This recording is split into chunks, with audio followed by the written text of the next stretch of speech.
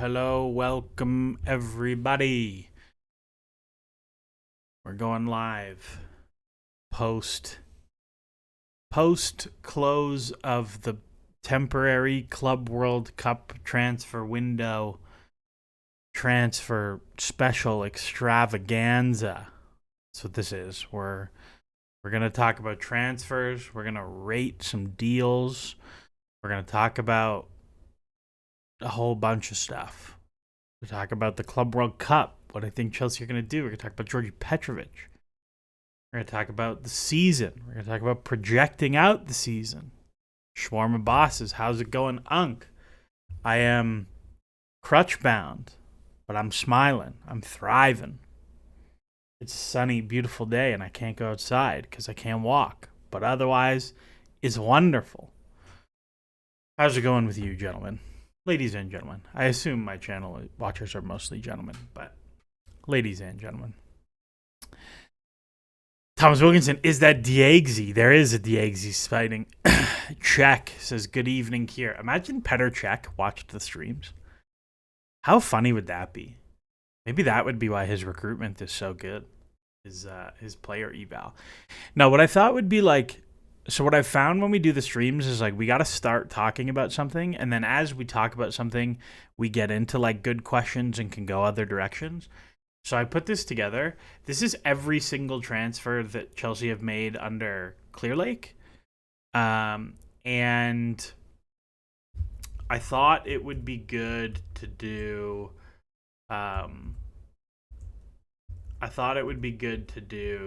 this basically and just say like, hey, how good a job have Clearlake done with their transfers so far? You know what I mean?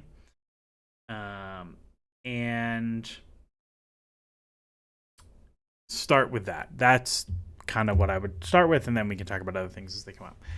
So I put every single player that Chelsea have bought under the Clearlake Capital and Todd Boehly and Hans-Jörg Wyss regime. For some reason, their faces are cut off, so that's going to be really hard to decide who some players are. Like, I don't know who this is. So we'll have to figure it out along the way because their faces are kind of cut off. So what am I going to do? So I think we can start with we'll start with the first window, right? So the first window that Chelsea had, we had just going off of Transfermarkt, right? So one of the first signings that we had was Gaga Slonina, the goalkeeper. I'm just going to check him here for now. Slonina was very highly rated. It has not worked out. But I think at the time, he was one of the most highly rated goalkeeping prospects in the world. I think the fee was definitely too high. I actually know Slonina's agent quite well. Him and I used to play soccer together, as children. And he does a very good job negotiating fees for American players, is what I'll say. I think the fee was too high for what he is. But I think when you're talking about gambles, Slonina was 9 million euros. The whole point of buying lots of the kids is they're just dice rolls, and you hope that some of them do their thing. I'm going to throw it in suboptimal because I think the fee was too high, especially for a goalkeeper. But it wasn't the worst deal that you know what, I'll leave it in because I don't think it was that bad. It's also very funny that his face is cut off. I actually wish I could can I make it so that they're not cropped? No crop. Let's see. Does their face come back? Ah, it's back. Okay. All right. We're good. All right. We can see everybody now. We're good. So, Slonina, I'll put it in because it was fine. It hasn't worked out, but it wasn't the best deal. They also brought in Dennis Zakaria on loan for 3 million euros. They had a pretty big hole at defensive midfield after the whole Saul debacle because they didn't buy Tchouaméni, and previous regime didn't buy Tchouaméni, brought Sarri on loan. They chose to move on from Jorginho, so you end up with like all this weird setup. Wouldn't he be on pre-sporting director wages, so should be suboptimal? I don't think Slonina is making that much money. The Zakaria loan I would put suboptimal. Like, they chose to do that deal instead of probably better defensive midfielder deals that were in the market, and then it was a hole that you had to go and spend 260 million euros to fill over the next 2 windows. So I think that one is when you look at it and you're like, I didn't love that one. The other one was João Felix comes in on loan. The first one, this is a deal that even at the time, and like, I'm just going to leave him there because it's the same for the permanent transfer, that was like just truly one of the most insane deals Chelsea have done. They paid 11 million euros to take him on loan for half a season. He got sent off in his debut, and you were paying all of his humongous wages at the time. Just like genuinely one of the worst. It may be the single worst transfer that Clear Lake Capital have done. Like, just an insane decision across the board, pretty unanimously. David Datro Fofana. Where are you, Mr. Fofana? I don't know where you are. Here you are. I actually think the Datro Fofana deal is like vaguely fine on the face of it. Thomas Wilkinson, you've missed the generational Kazakhstani player Dastan Satpayev. I don't have Satpayev was not here because he's not on Transfermarkt because he was an academy signing. So I don't really know because there's like lots of academy signings and I didn't put him into that. Datro Fofana falls into a very similar bracket to Slonina, where like clearly a very talented young player. I actually like the Fofana deal considerably more than Slonina. Like, at the time, he'd scored a bunch in Scandinavia. The video was really good. The data was really good. I think even if you look at his loan deals, like, there's clearly a player there. It's actually pretty unfortunate that he like hasn't quite worked out in terms of his loans. Pana says, I remember you mentioning he might have been a dick. Yeah, like, that's a thing that people have said, that behind the scenes he's a somewhat difficult character to work with. I don't know that. I'm always skeptical when you hear that about African players. But that's what I've heard, was that he clashed very heavily with management when he was on loan at Union Berlin. He's been pretty injured. Yeah, ZZZ brings up the injuries. Like, he tore his quad tendon and missed this whole year. I bet you Chelsea get out of this deal for pretty close to profit once you factor in the loan fees. But it's just like it hasn't really worked out. But I think the process for signing him was like, I'd put him like right on the bar. Like, I'd put him above Slonina. Like, we'll have tiers within tiers, I think. Next up, another striker is Pierre-Emerick Aubameyang, which is firmly in what are you doing territory. They spent 12 million euros and huge salary to have him for 1 season. They then had to buy him out for him to go to Saudi Arabia. He did not go to Saudi Arabia. I think he went to Marseille or somewhere in France. That was a dumb deal from minute one that people hated from minute one. Like, there was no justifying that deal. The funny thing is, you look at like last season, and if Chelsea had done a similar deal to that last season, I would have been more into it. But at the time, it was I think it was like very firmly not a smart deal to do. You would have been considerably better off just like keeping Lukaku around or whatever, or Batshuayi. Like, they sold Batshuayi that window, and it was a very weird one. And then the fee is like also really crappy for it too. Like, the fee is too big. In that same window, they bring in, where is my man, Andre Santos, who is like pretty obviously a home run deal. Like, this is the deal why you do the whole bunch of of dice rolls with young players. You pay 12 million euros for Andre Santos. I imagine there's a sizable sell-on clause to Vasco da Gama, but at the time he's playing second division in Brazil. He's getting a lot of first team, or he's getting a lot of like Brazil youth national team games. He's playing a tremendous amount of first team football for his age. You bring him in, he goes on loan to Forest and doesn't really, well, he stays in Brazil for a year, but then he comes in, goes on loan to Forest, doesn't play, goes to Strasbourg, looks amazing. Incredibly quickly, looks very, very good. And now if you were to sell him, it's certainly like a 60 million sell. And he'll probably be a very useful first team player this year. That's kind of the one you look at and you're like, yep, that's the whole point of doing those deals. And I don't think there's really an argument for those guys. Thomas Wilkinson, Koulibaly, and Oba feel like another lifetime. This is like a funny one to like just go through some of the names and be like, what are we? These are some weird people. Andre was an example of actual good scouting. I broadly have been, all of the Brazilians I can like squint at and justify. Who is next? Where is my guy? Cesare Cassidy. Cassidy was another one of those like Project 2030 guys. He was a Neil Bath guy, 15 million euros from Inter. I think the thing with Cassidy that like puts me at the bottom of was like he hadn't played any first team football for Inter yet, and he was a 2003. Like he wasn't a 2005. He was like a 2003. Like he was 19 and hadn't really gotten a look at all at Inter. And that was kind of alarming to me. I think the fee was a little bit high for like where he was, and the wages were probably a little bit high for where he was. But they got decent loan deals out of it. Like with the loan deals, they probably come out just profitable on it.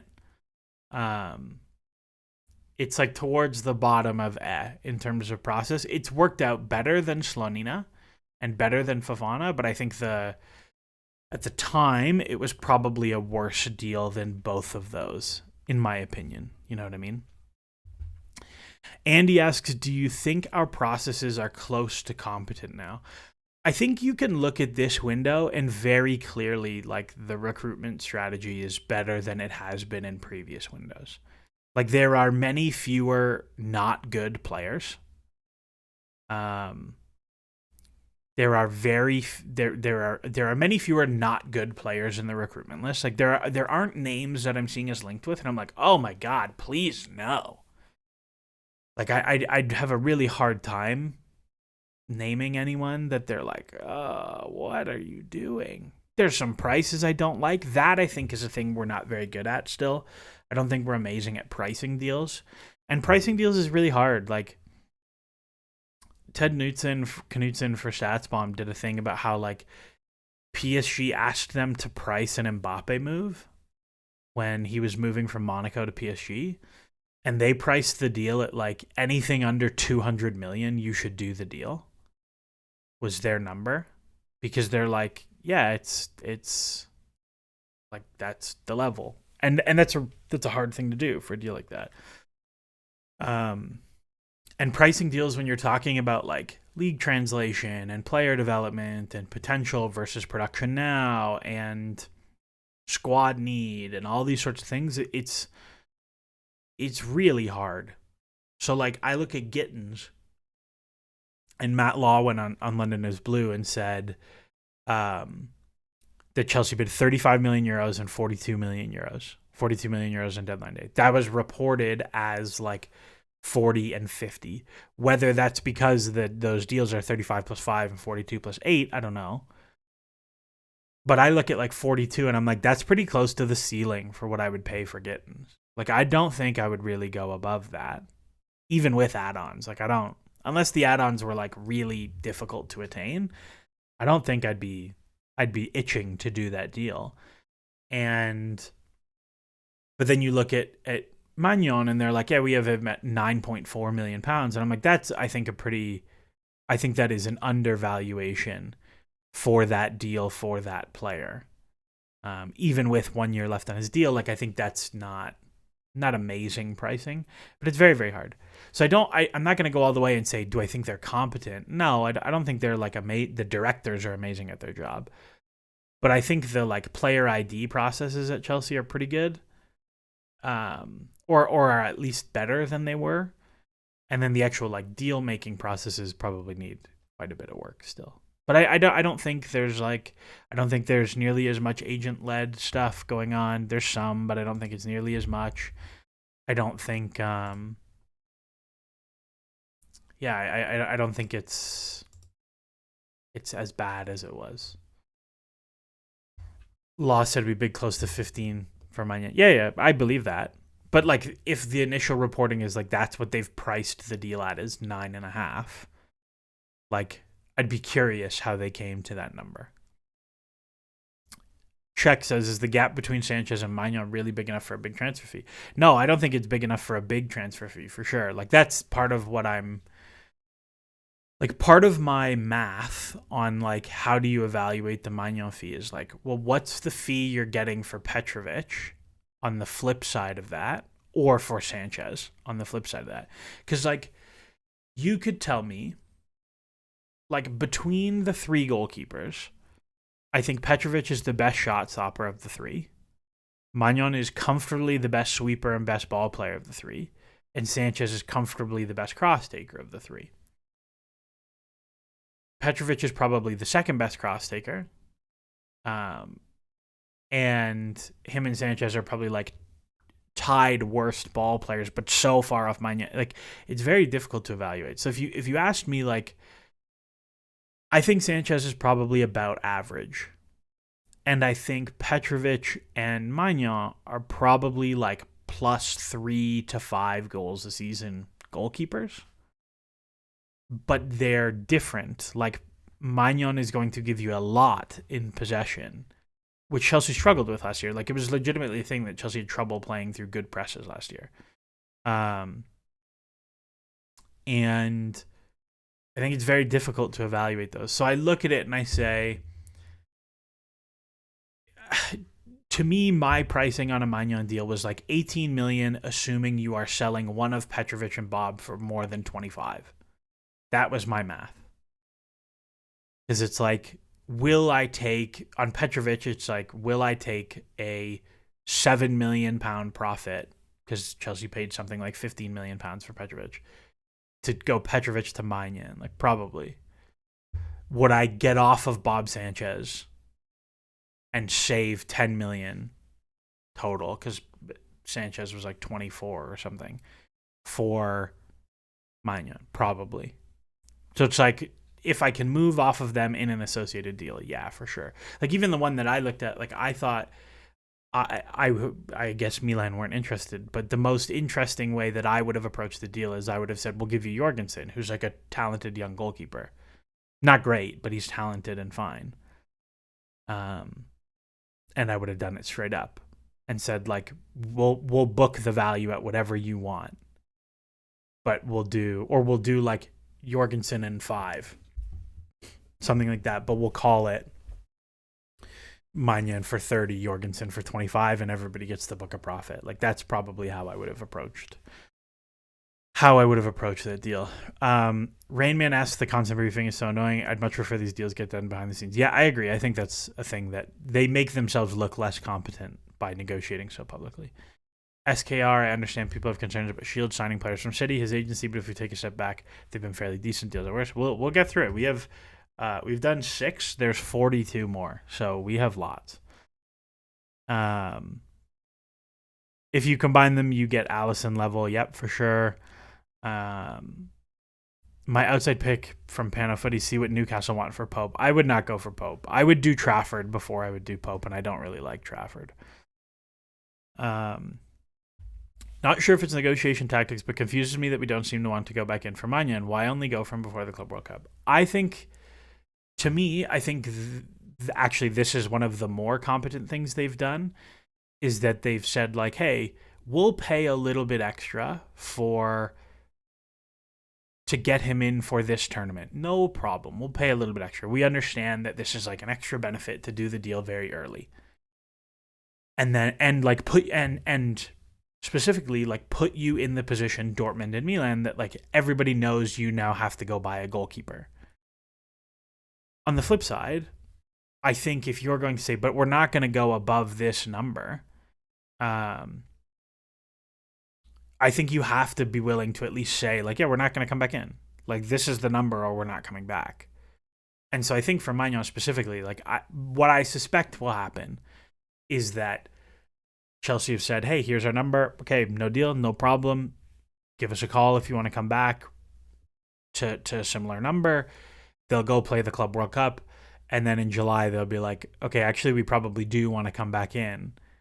And now, because it's the middle of July or the end of July, and Magnon is like, no, I'm still not signing a new contract, that Milan will be a little bit more flexible on the fee. Similarly, if they've sold Hernandez or they have sold Yunus Musa or they have like made profit elsewhere, they will be a little bit more willing to move the fee. Because like one of the things we have seen is that they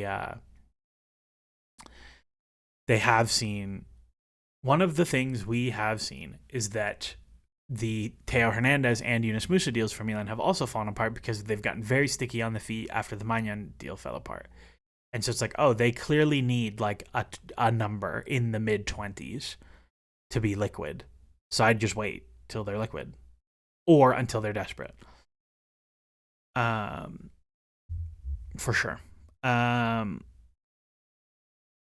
I'm saying we get Pope as number 2. Yeah, that'd be an expensive number 2. You'd have to move Petro and Sanchez, I think. I would be surprised if they both moved, but things happen. My only worry is United move for him. I'd be very surprised. They have a very expensive goalkeeper on their books. We'll talk about the keepers more as they come up. Somebody said, Yajet Dev says, I'm new here, but I remember you being someone who was very pro Petrovic before buying him, who's been vindicated. Why do you think his post-shot expected goals plus minus was a disaster when he was at Chelsea? So this is a really good question. So one of the things, sorry, I know my typing gets very loud on this mic. One of the things with using expected goals to evaluate goalkeeper shot stopping is that the data quality for evaluating post-shot stuff is not very good. And so you're very sensitive to like small things. So for example, one of the things that came up with Georgi Petrovic at Chelsea, he's -7 on his post-shot expected goals. Georgi Petrovic conceded 7 deflected goals for Chelsea. And so it's like, I wonder how the models are taking them. And the reality is Opta's model does not handle deflections very well because they don't have velocity, or there is a deflected flag, but like it doesn't appear to change the post-shot expected goals numbers from what I've dug into it. So you look at it and it's like, oh, he conceded 7 deflected goals. That's not great. And so if you say he's actually 0, and then you're like, well, he just made a big jump up in league quality, and he's still young and developing, like that's pretty normal, pretty chill. Guikel, I hope I'm saying that right. Guikel, wasn't Slonina and Petrovic's MLS shot stopping data incredible? Petrovic's MLS data was unbelievable. Slonina was like a little bit worse than league average, but MLS goalkeepers are generally pretty good. Like I think a very good MLS goalkeeper is like an average Premier League goalkeeper. And I would say Petrovic is above very good. Like Matt Turner came in and was like pretty close to league average for Arsenal, and then was like a little bit less good for Forest. But Matt Turner and Petrovic are like the 2 best MLS goalkeepers analytically of all time. And a guy named Nick Raimondo, for the Americans in chat who will know Nick Raimondo. Josh Otter says, I know you're not American, but the Yunus Musa deal seems strange. I want him to be good, but he wasn't at Milan. What does Conte see that makes him a valuable player? I think Yunus Musa is legitimately garbage at soccer. You could not pay me to have him on my team. I don't see anything there with him at all. He can dribble in a straight line, and that's about it. Like I don't see it at all. Federico Felina asks, is Miles Fila the next great goalkeeper? Is Miles Fila the next great goalkeeper? I think Filar's okay. I don't know if he's the next great keeper. All right, next, we're not even through the first window. Carney Chukwuemeka. Where are you, Carney Chukwuemeka? I wish I put these in order, is what I wish I did. I don't see Carney. Did I leave him off the list? There you are. Carney going in I think the fee was too big. They paid 18 million. He hadn't played that much, but he got like a lot of hype. I think this is a weird one where like his reputation is better than what he's actually done basically anywhere. Because he Carney is like just he's all potential. Like I see the picture, I see why people are like he's smooth on the ball. Like aesthetically he's very pleasing to watch, but there's very little output and he's never healthy. And I'm just like I don't there's a lot of money and a lot of wages for like a guy who hasn't done much. And so I like the less said about it, the better. I just think that one, like, I'd honestly put it in suboptimal. Like, it's not a gamble that I would have done. It's not a gamble that I would have done. Malo Gusto is somewhere on this picture, and I'll find him. There he is. Malo Gusto, I'll put, like, towards the top, like the middle of again, it's another one I look at and I'm like Carney's a funny player because some people like you don't see it and people like Seb think he's the best English 8 in his age group. I mean, I think so. Seb and I disagree on many things. I think one of the things that is I think a huge part that differs in our process to evaluate players is like I am pretty reticent to talk about what players can do, and am much more willing to talk about what players do right now. And that absolutely means that I miss more on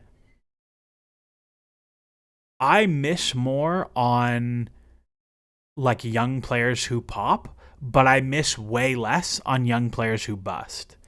Like I think when you look at youth development, like it is so hard to project out youth development that like I am very much of the opinion that you just go buy like 10 guys who look vaguely good and you roll the dice with 10 of them and you hope that 3 of them are good, 3 of them are okay and you make your money back, and 4 of them bust, and that's fine. And you price the deals appropriately that you come out of that net profitable. And so like I look at what Chelsea have done with all the young player buys, and like in this Slanina 9 million, Fofana 12 million, Santos 12 million, Cassidy 15, Chukwuemeka 18, and then we'll get to Washington and Angelo and Estevao and Pais and so on. Like I think Chelsea have priced the deals too expensive for this to be like a really, really profitable strategy amongst the young players. But when I think about Carney specifically, like I get it. I see aesthetically why. But it's also like he plays 200 minutes a year. Like I'm just not. What do you want me to do with that? Like I can find a good 200 minutes for literally every player who's ever played in the Premier League. So that's my hold up on it. On Gusto, I think the fee was just too high. I think he's like a useful right back. I think if Chelsea did different things with their fullbacks, he would have looked better this year. I think that's actually a pretty big thing for Maresca to figure out this year is like, hey, you got to find a way to use the fullbacks that isn't always invert to defensive midfield or invert to the 10. Because I think there are players who are like obviously good players, who are obviously good players, but are like, you just got to figure out. So that's what I think of Gusto. Noni Madueke, I think, is an obvious home run. People will not like this. Jan Slanky says we could probably make money on Gusto. You could probably sell him for profit. He's probably towards the top end of you could probably make him sell profit, yeah. I think Nani is like very clearly a very good deal. 35 million euros. I think you're pretty easily doubling your money if you chose to move him. He's on controllable wages for a really long time. He's a very productive player who can evidently play both sides of the wing, which is pretty surprising to me. I think he has like improved tremendously as a defender. I think he has really improved his shot selection. I think he's improved going past people. I think he's an excellent passer. Like, I think Noni Madueke is a very good player. And, like, for the price, like, you compare Gittins to Madueke, right? Because it's, like, similar price brackets. Gittins is going to cost you, like, 20 to 40% more. And I think Gittins is way behind where Nani was when Nani came. The thing with Nani when he left PSV was that he had played comparatively few minutes. He was a very injury-prone player. But if you go look at, like, he was a very injury-prone player in Holland, like 300, 800, 900. But, like, in the minutes he played, he was messy. Like, he was huge. He was huge. Do I see an issue in the data with Nani putting up most of his stuff against the bad teams, Wolves and whatever? So the thing with that is, like, it is true that Nani put up a lot of goals against the bad teams. But if you look at his season, it's not as bad as you'd think. Like, he puts up 1 XG against Wolves and then 1.3 XG against Wolves. Like, yes, it is true that he puts up 2.3 XG, which is like, he put up 14. Or no, he put up 14. So whatever 2.3 divided by 14 is. He put up 15% of his XG in 2 of his, in 10% of his games or whatever. 8% of his games. Like, that's okay. Like, yeah, you're going to be more productive against the bad teams. But he also puts up 1 XG against Liverpool. He puts up half an XG against United. He puts up half an XG against West Ham. He puts 1.1 against City. He puts 0.6 against Brentford. He puts 1.8 against Southampton. Like, you do need 0.7 against Arsenal, 0.5 against United, 0.9 against Forest. Like, you do need guys who, like, actually put bad teams to the sword. Like, to me, it's a positive that Chelsea beat Leicester and beat Southampton pretty comfortably both games. And, like, but imagine if they'd beaten Ipswich both games as well. Like, you'd be 4 points better off and everything is so much cooler. You know what I mean? So it's like, there is value in, like, putting up numbers against bad teams. But I look at it and it's like the 2 Wolves games and the 2 Southampton games are, I guess he only played 1 Southampton game. So 2 Wolves and Southampton are like 390s of his 23 90s. So like 1/8. And it's like almost 20. It's over 20% of his XG. So, like, it's okay. That's fine to me. Not a big worry. We're not even through the first year. Benoit Badiashile, I think this was a good deal. I think he is a competent squad player. I don't think people will agree with me putting this there. 38 million euros. He's left-footed. He can play left back. He can play left center back. He can play the middle of a 3. He's very good in the air. He's a very good passer. He's like a really solid squad player. Like, this, I think, is the thing I liked about this deal is, like, even if he doesn't hit as a starter, you'll totally keep this guy around forever. He's quiet, doesn't get mad, like, very solid player. I would not be itching to move Badiashile at all. At all. Kalidou Koulibaly is the next one, and I don't know where that very large man went. I would put this towards the bottom of suboptimal. It's not quite what are you doing, because I think at the time Chelsea had a pretty big need at center back, and they had like a weird, because they lost Rudiger and Christensen in the same window. They were in a weird spot with center backs, and they thought the team was going to be way better. Miguel says, why is Gusto and Badiashile good? I think you have to think about, like, the deals at the time. right? Like, Betty Chile was like much more highly regarded and has like settled into being a totally fine and useful squad player, whereas Gusto was like probably an overpay at the time and has turned out well. Like, I have no problem with putting Gusto here. I have no problem with that and doing this. But my personal opinion is I'd have them here. Yeah, Betty Chile was just like the fee was too big and the wages were too big for his age profile with a league translation. Like, I just would never have touched that deal at that price. I didn't think it would go as poorly as it did, but not in a million years would I have done it at that one. You're another right player. Raheem Sterling goes into what are you doing? I hated this deal from the beginning. Hated it. I thought the first 2 seasons would go better than they did. I thought he'd be better the first 2 seasons, and I thought the out years were always going to be really ugly. I just thought the first 2 seasons would be good enough that it would be easier to get off the out years. But like, he declined much more rapidly physically than I think people anticipated. He had just had a lot of minutes in his legs, man. Way more minutes in his legs than you would think. And it just like, I'd heard from agents at the time when Chelsea were signing him, like, he really only wants to go to London. It's the only thing he cared about. And I just think that that was a deal that was a really, really, really bad deal. Cucurella is like an awkward one to put. Like, it should be good deal because he was really good this year. He was a totally good player this year. And I think last year he was very close to leaving the club last year. And so you look at it and it's like, you paid $65 million, you've gotten 1 good season out of 3. Should he really be in good deal? I don't know. I'll put it in good deal, but I don't feel good about it. Like, I personally would have it here because I think it was a pretty sizable overpay for what he is. But he's a good player. He's like worked out, but I think it was a pretty sizable overpay at the time. But evaluating it as a transfer, I think it's just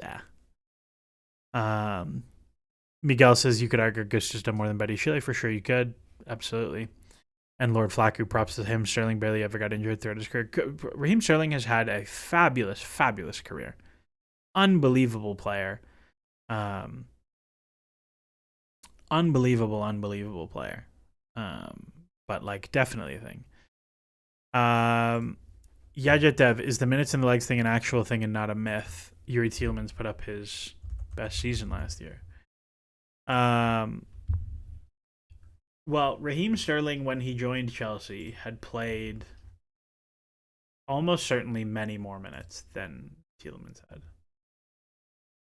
450 minus 60, 70, minus 70. So he'd played 380 90s as a position that like primarily relies on physical talent. And that's actually just clubs. So like, if I include international in that, so what did I say? 380. And when did he join Chelsea? 22, 23. So like, he'd played like 430 games as an explosive winger, whereas Tielemans this season is like, yeah, like pretty similar actually. No, maybe let's see. Club collapsed. Pretty similar actually, minutes totals. You're not wrong. Yeah, that's fair. But not an explosive winger, which is like a big thing that I think is a pretty big differentiating point. That's actually a pretty good minutes comp. And Tielemans did have an excellent year. He was very good this year. For a player like Cucurella, how many games does he have to play where you can ignore the fee was good value? Cucurella basically has to play like the next 3 seasons at the level that he played now for me to be like, yeah, I'm fine with this. Football fan, Sterling is a bad deal for how expensive, but he turned up to save Chelsea in some games. Much better deal than Oba. Yeah, for sure, better than Aubameyang, for sure. That's why he's and better than João Felix. He's at the top of this tier. Like, you could talk me into this because he was like not terrible for 2 years, and I've even said like I would not be opposed to keeping Sterling this year. You know what I mean? Misha Mudryk. I think this is like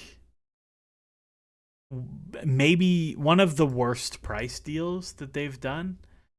Um, and it's very hard to evaluate because like what do they get out of this deal for with the ban, and like how does that work financially? But they like way overpaid even on the base fee. They way overpaid on the wages. Like this is a deal he needed a full move before Chelsea, and I would not have touched this deal in a million years for Misha.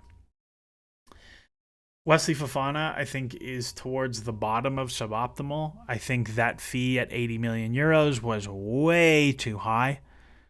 Way too high. The wages are way too high. I think they heavily under-indexed a like the injury history. Fofana is a very, very good player, but like I don't know if we're ever gonna get that guy again. The fun thing is like if Enzo Fernandez, if Wesley Fofana comes back and plays, um, if Wesley Fofana comes back and plays like a full season, he's gonna end up like here. And if he plays his whole career, he's gonna end up here. But for now, he's here. Rainman still see Twitter post pretending Mudryk wasn't horrible, and Roshan Suresh says to take from Bill Simmons, if you run Mudryk's career 10 times, I think this is one of the worst versions of it. Mudryk is worse because we also missed an opportunity to laugh at Arsenal, blah, blah, blah. I agree with basically all of these points that, like, I think Mudryk is actually, like, a reasonable player. I think he's a very good passer. I thought he improved a lot under Pochettino. Like, if you look at Mudryk by the end of last season, he is way better. He performed way better than you think he did. Like, even in the Conference League this year, like, he puts up 3-1 in 4 games. But the previous season, like, he puts up 5-2 in 18, which is a little low. But he was probably more like a 4-4 or a 5-4 guy. Like, that's a solid step up for that player. Like, I'm okay with that.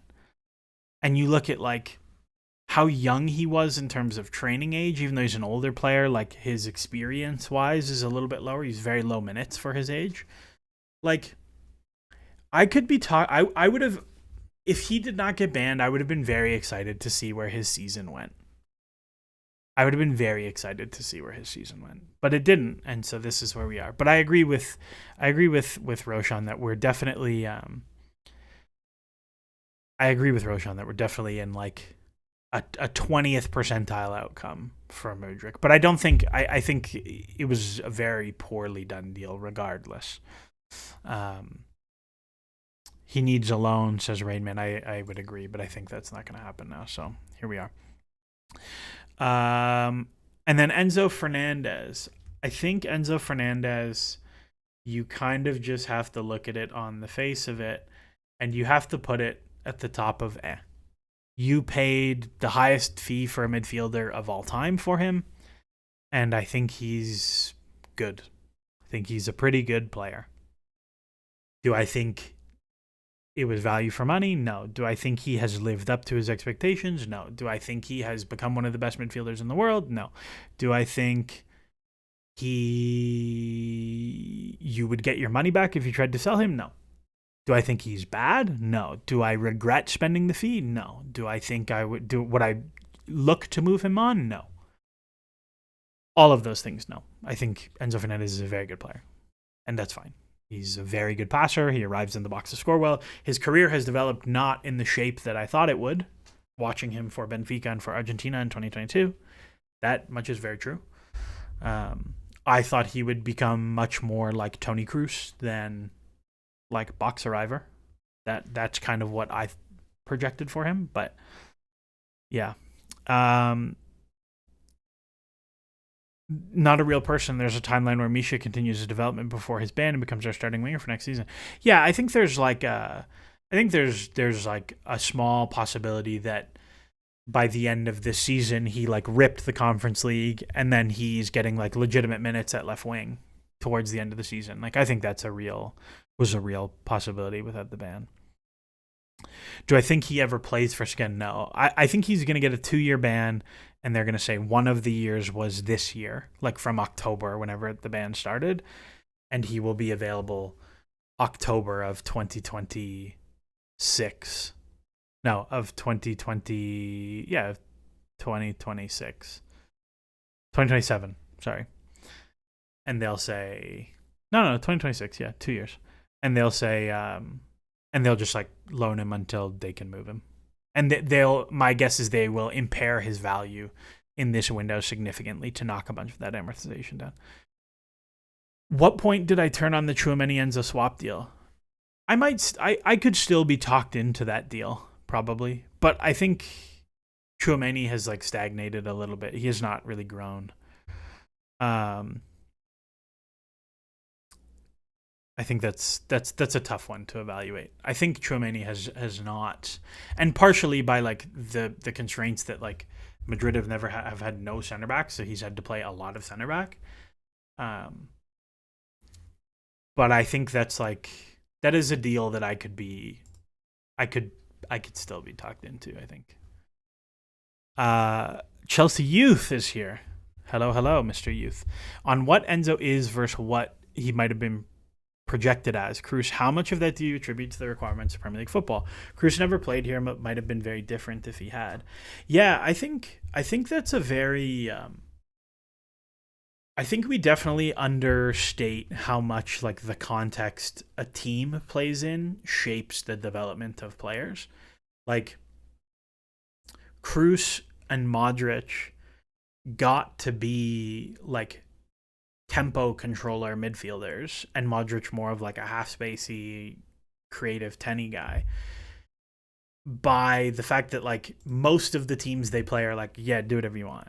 Whereas in the Premier League, nobody is like, do whatever you want. It simply does not happen.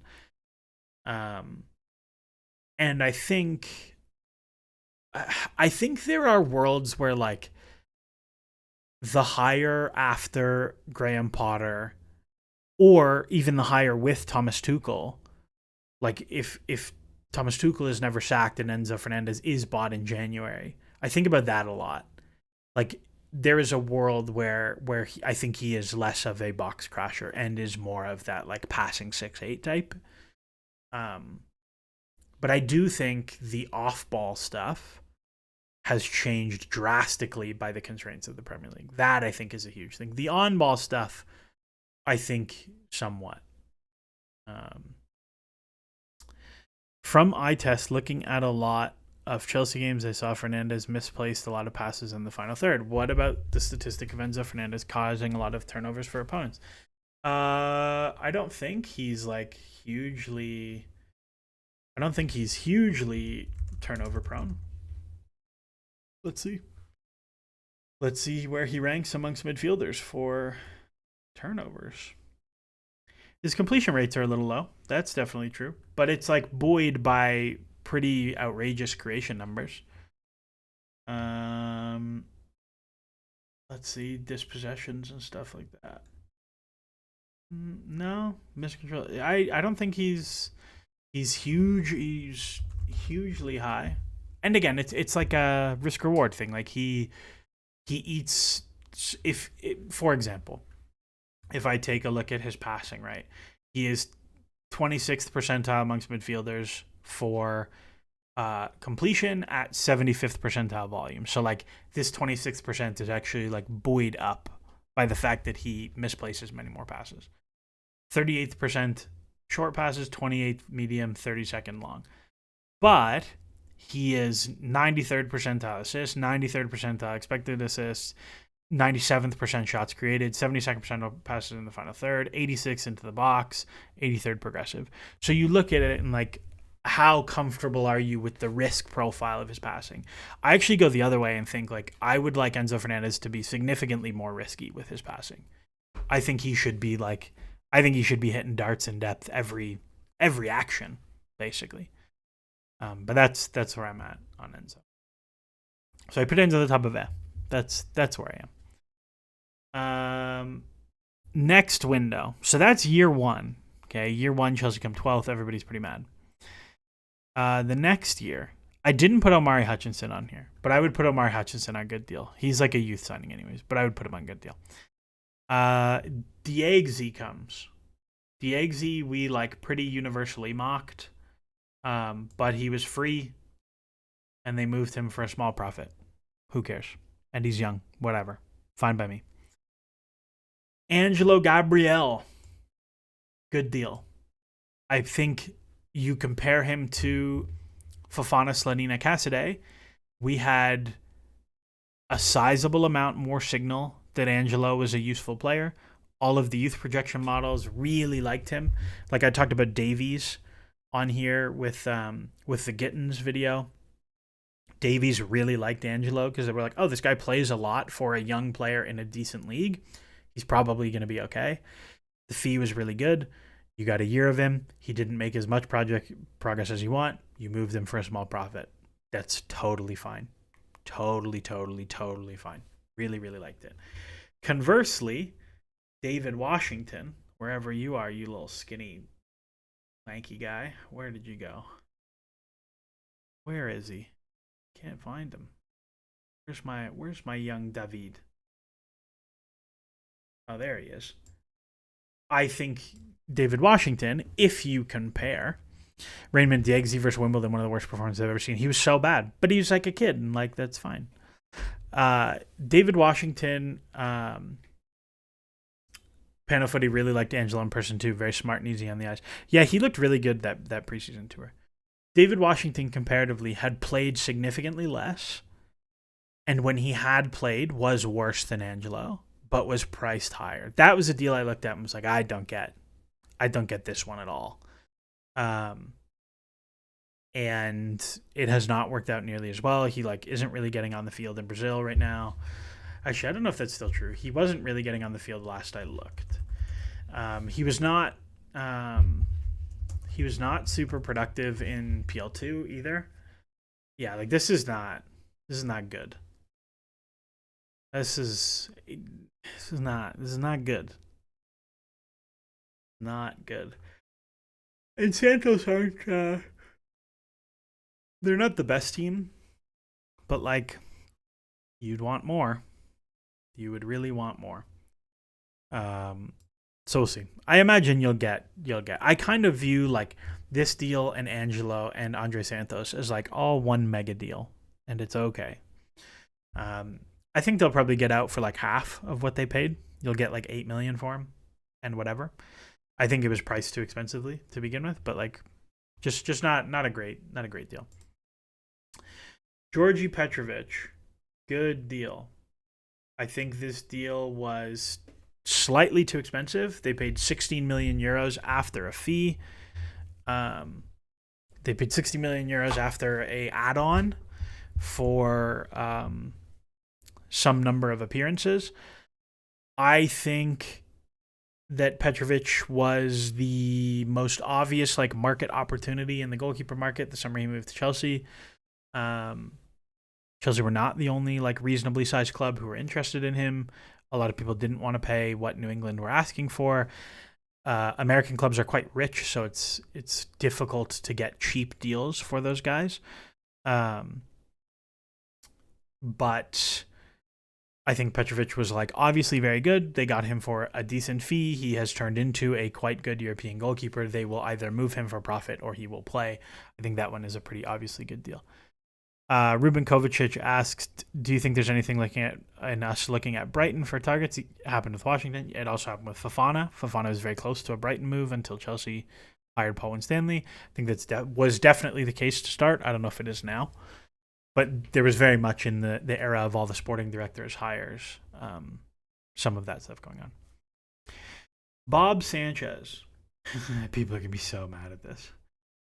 I think Bob Sanchez is like also a good deal. You paid $23 million for a homegrown goalkeeper who's like a perfectly fine league average starter. Like that's cool with me. He's 27 now, but at the time he was 25. No problems with that deal. I think the price was a little bit high at the time for his standing at Brighton, but I think he's like a totally useful player. And like I think he's not super keen to be a bench guy, but if you were to go buy Magnan would be fine with Manya and Sanchez as a duo because like he's not that expensive. He's homegrown. He's a very good cross taker. You can totally play him against Brentford and Forest and West Ham and all the direct teams. You know what I mean? Stupidity is a disease says, do you agree that as of now, Sanchez is our best goalkeeper? It's hard to imagine any of his replacements can produce the same chance prevention the way he's been doing. Great crosses claimed. Yeah. Do I think he's our best goalkeeper now? Do I think he's our best goalkeeper right now? No, I don't. I think Petrovic is better. I think the shot stopping difference is pretty significant. I think Petrovic makes fewer errors in possession. And I think those two things are bigger than the difference in cross-claiming and sweeping. But I think Sanchez is fine. Like I wobbled in the middle of the season, but I think he's fine. Pano Footy, people underrate how important he was for our set piece goals against. So weird thing in the set piece goals against thing, and the set piece stuff in general, is that Chelsea were better per corner, but not very much. They were better per corner on the attacking side. They were about the same per corner on the defending side. The difference is they just conceded like 40% fewer corners and had 40% more corners. That was like the whole swing. Like last year, Chelsea were basically like even on corner differential, and this year they were like plus 60 on corner, something like that. Jamie, is it true they bought Bob to try and lower the Caicedo fee? Maybe. I'd be surprised. That doesn't pass my sniff test, but it's possible. Leslie Ugachukwu. Big Les, where you at? I think Big Les is a weird deal. I don't like Ugachukwu as much as other people. He has grown on me, though. He has grown on me throughout the season at Southampton, watching him play more. But I think this was a significant overpay at 27 million euros for how often he had played in France and how much interest there was. To get that specific deal done, I think was a huge overpay for Ugachukwu. I would like to keep him around the squad next year because I think Chelsea should go 4-3-3, not buy a winger and do sorts of things from there. They won't do that. But I don't think I think they just paid way too much. Like, and being honest, like it's probably here or even here. I think that deal was way too expensive for what he was at the time. Nico Jackson for 37 million euros, which I think has some sizable clauses on that. I don't know if I would put him home run or good deal. I think Jackson is a very good striker. I love Nico. I think he's really, really good. But at 37, he's probably only like moderately better than what you paid for. Like I would happily keep Nico as like striker 1.5 for 5 more years and be pretty happy about that. And like he plays 30 90s a season and just runs and runs and runs. I'd be pretty happy with that. But I think like I don't know if he's ever going to be the A1 star plus guy. I don't know if he's ever going to be that.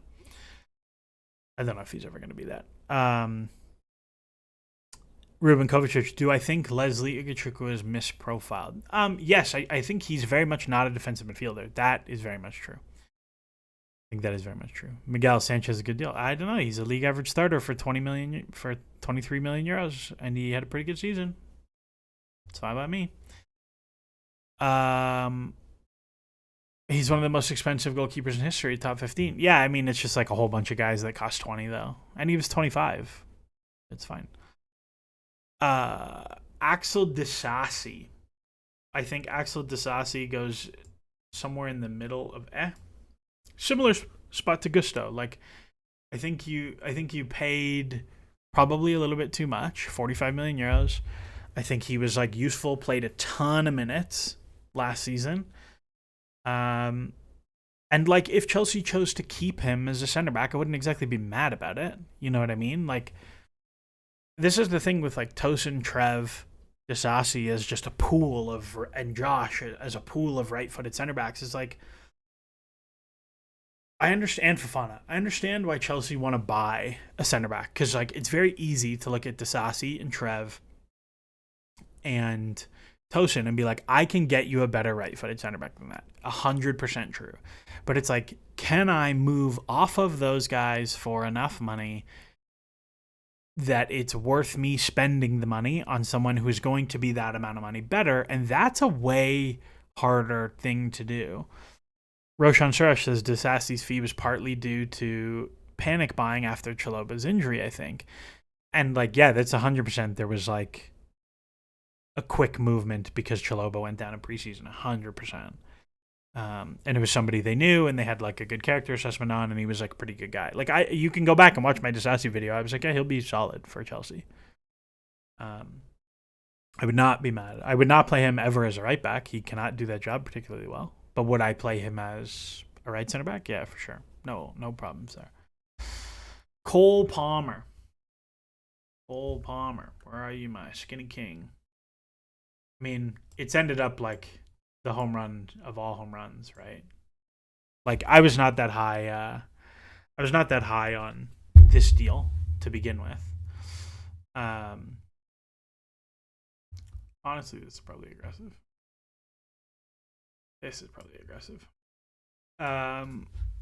I was not that high on Palmer. I thought he was like good. I thought his PL2 numbers were really strong.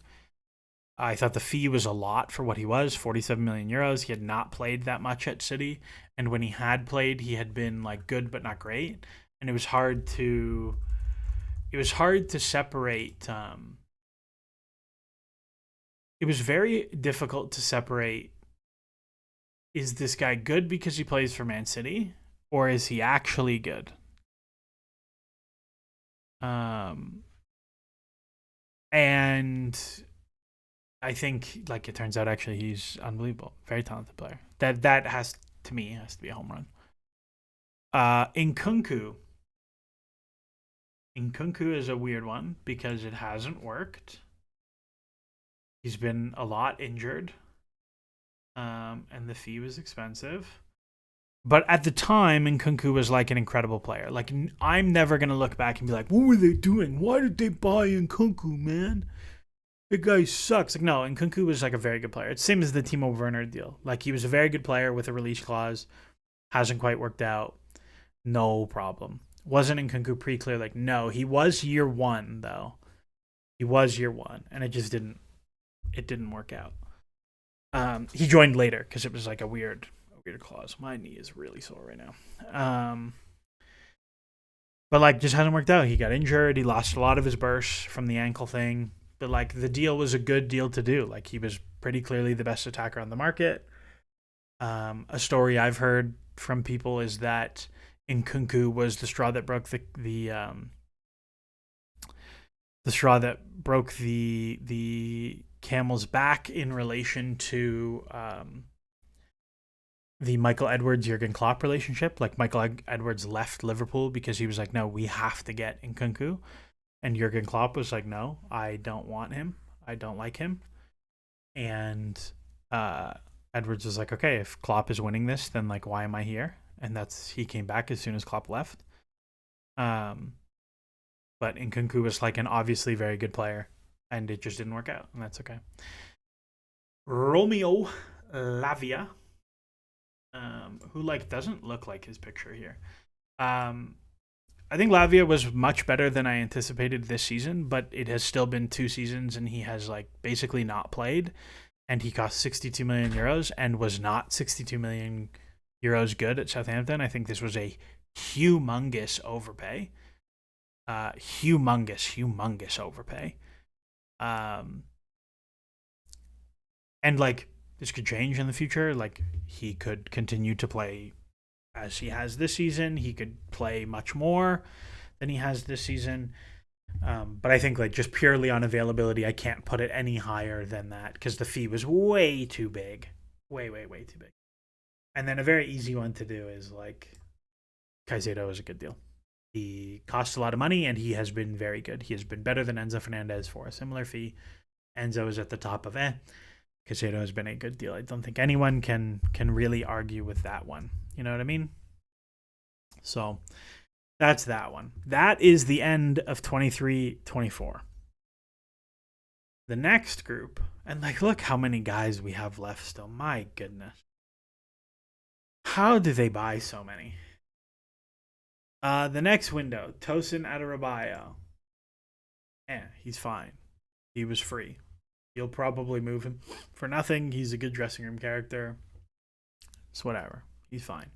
Until you move him for profit. If you moved him for profit, he would move up here next to Diegzi.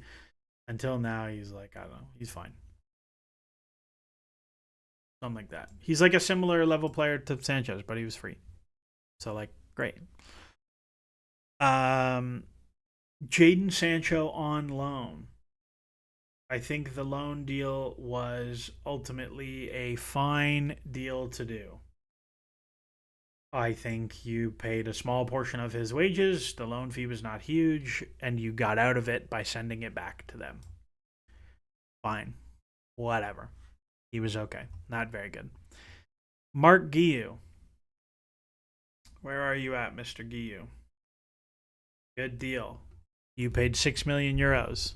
He's very good for a young player his age. I like Mark Guiu a lot. I think he will have a long career. Maybe not at Chelsea, but he'll have a long career. I think you could very easily move him for triple what you paid right now.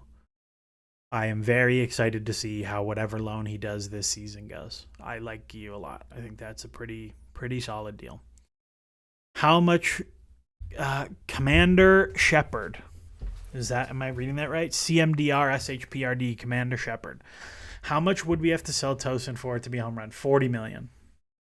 I think you could get like 18 for him though, pretty easily. Next up after Mark Guiu, Caleb Wiley. So like, at no point have I ever understood this transfer.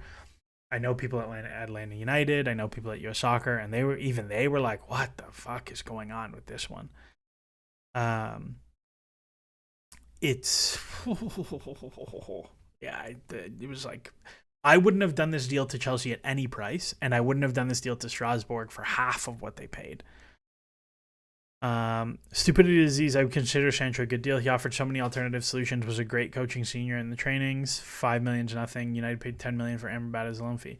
I mean, Chelsea paid 11 million for Felix for a loan fee. That doesn't make Sancho a good deal. I think it's fine, and that's okay. But Wiley, I think, is like a genuinely pretty terrible deal. Just no positives. Big is a good deal. You paid 14 million. He's super cheap. He has exceeded my expectations.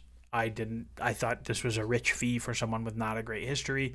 He has been solid when he played. You will easily move him for profit. You've already gotten like 60% of what you paid back in loan fees somehow. Or like, maybe not 60, like 40% of what you paid in loan fees already, which is pretty funny. I think you'll move on from that one quite well. Mathis Amugu. Where's the Amugu man? I'm not going to put it, what are you doing? Because the fee's not big enough. But like, I could put this, and I'm not familiar enough with him. I'm not familiar enough with him in France to say, like, I hate him. I just look at, like, I'm not going to lie to you, I didn't exactly watch a lot of Saint-Etienne. But, like, looking at the data, there's nothing there.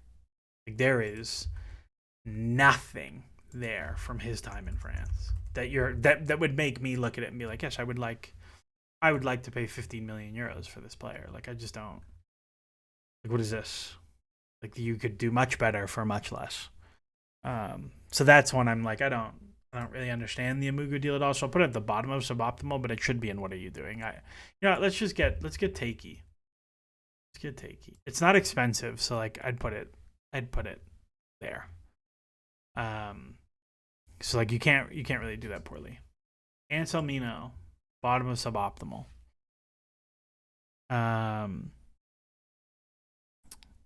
Josh Otter, I'd put him at the Wiley level. Never made an appearance after being bought exclusively for Conference League depth. Yeah, well, he did make an appearance. He did play in the Conference League, I think twice, maybe 3 times. But yeah, I don't really see it. I don't really see it with Amugu. Anselmino, I think, is like interesting. I'll be pretty curious if he plays I'll be pretty curious if he plays at all into in the Club World Cup. Chelsea says Amugu going straight to Chelsea and then Strasbourg instead of straight to Strasbourg is the main issue. Yeah, 100%. Like if Amugu was a Strasbourg buy for half of what Chelsea paid, nobody cares, me included. I don't care. And this is one of my like bigger gripes with the bigger picture transfer stuff is like they've been very wasteful with a lot of the transfer planning things. Like Strasbourg are going to play Conference League next year. That's awesome. It has been a really good spot for Andre. It will be a very good spot for Pais. It's been a very good spot for a number of Chelsea loanees. I think Amuga will have a good time. Whatever. I think they have not used Strasbourg as well as they could have as a lottery ticket buyer. Like the more risky transfers should 100% be going to Strasbourg. But it is what it is. Guico, Strasbourg will not be a good spot for Pais. I'd be curious why you think that. I think Strasbourg will be a very good spot for Pais. I think as one of the inside 10s, I think he'll be very good. Panel Footy says Wiley and Amugu to me feel like deals that were meant for Strasbourg permanence and the player wasn't willing to go permanent. Maybe Chelsea didn't want to miss out, so they just bought them themselves. I wonder if Sarr being bought is Chelsea trying to show there's a pathway to make Strasbourg more attractive. So on Wiley, the rumor that I heard was that at the time the French TV rights deal was being renegotiated, and it was very unclear what clubs' transfer budgets were going to be. And they liked Wiley enough that they're like, we'll just pay it and figure it out later. That's what I heard at the time. I think that's dumb. I would have just waited. Nobody was buying Wiley. You could have just waited. Amugu, I have no idea. Sarr is fine. It's whatever. I just don't like the finances and the timing. Chelsea, the argument made against Strasbourg buying them initially is that if they want to sign Strasbourg to Chelsea, it has to pass fair market evaluations, but IMO, the trade-off and restricting yourself up front will rarely be worth it. I think the thing with the fair market evaluation thing is that it's actually very easy to get that number cleared with whoever. The other thing is like any profit from that sale does not count for UEFA, no matter what. Like Strasbourg cannot record any profit from a sale to Chelsea for UEFA reasons. That's like the UEFA FFP rules. But like from what I've heard from agents in terms of that like fair market evaluation thing, it's basically you go and show like, yeah, like he scored in the U20 World Cup and his transfer market value is 20 million. So 20 million is a good fee. That's my understanding of how that process works, is like you have to you make your case for why it's a fair market valuation. Like cynically, the thing about like Chelsea sold a chunk of the women's team to Alexis Ohanian, who is the wife or the husband of Serena Williams, is a big investor in women's soccer.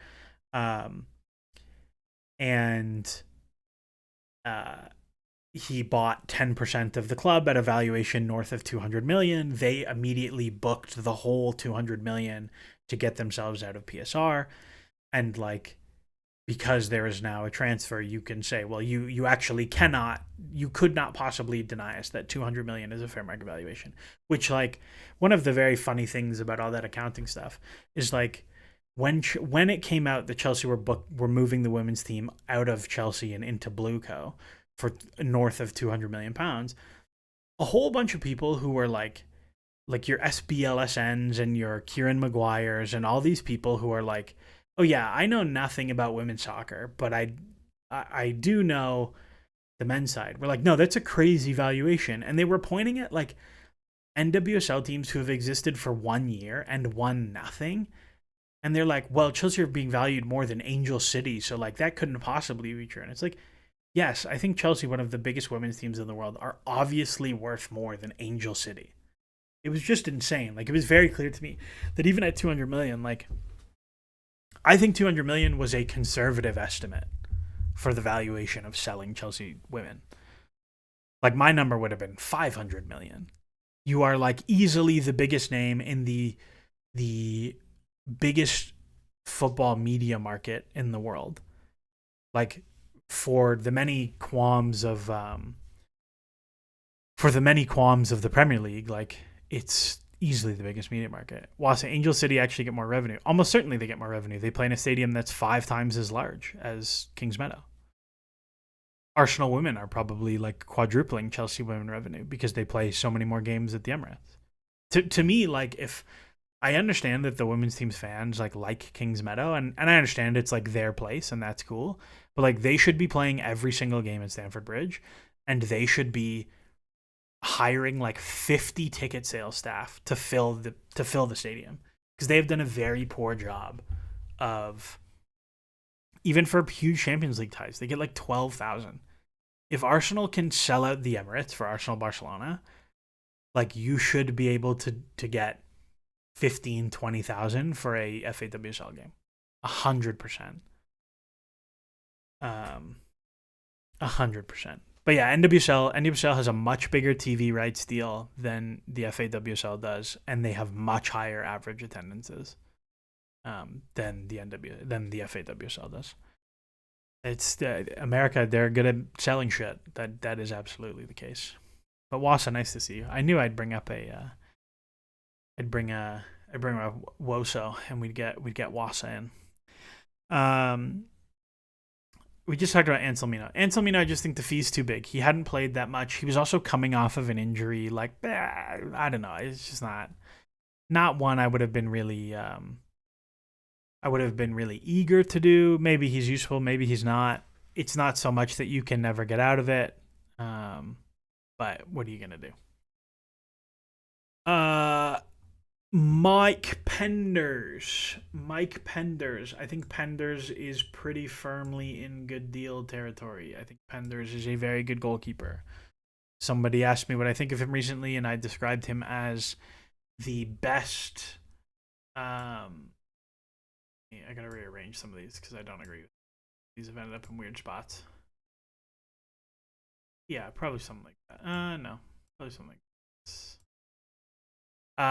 I think Penders, the fee is probably a little bit too high, but I think Penders is like obviously the best goalkeeping prospect since Donnarumma.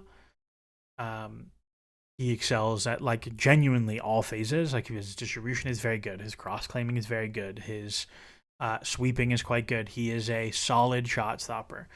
I think across all of his men's minutes, so first and second division, because Young Genk play in the second division, he is like pretty sizably ahead of his XG. Like I think he's like 91% goals divided by XG, something like that, which is like pretty nice.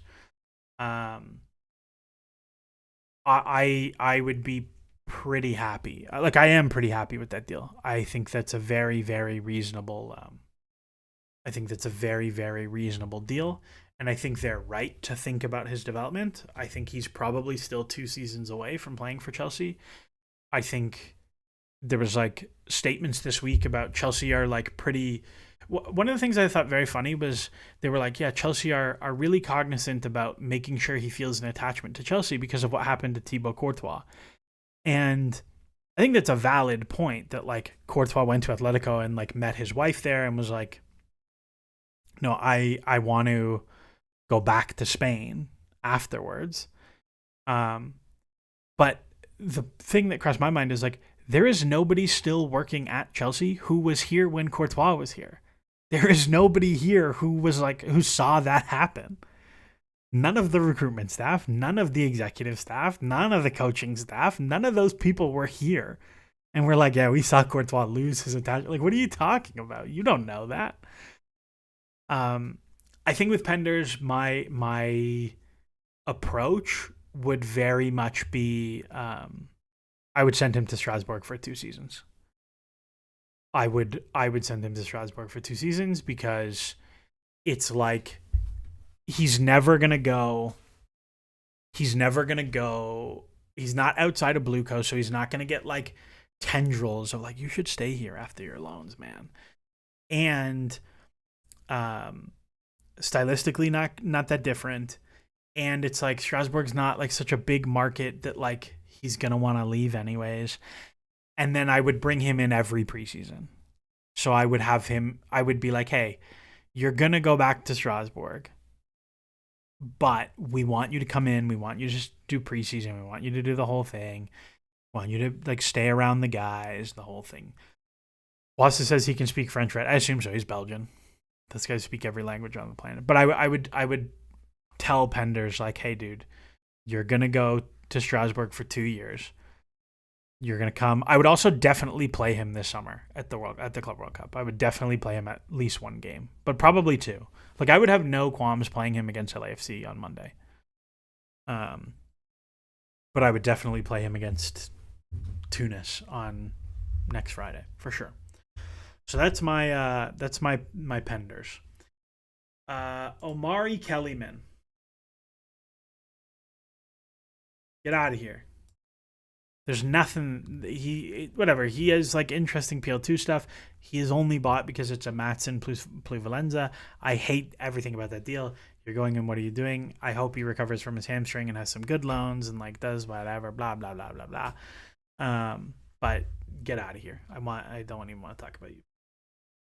Jorgensen. I think Jorgensen is an interesting young goalkeeper.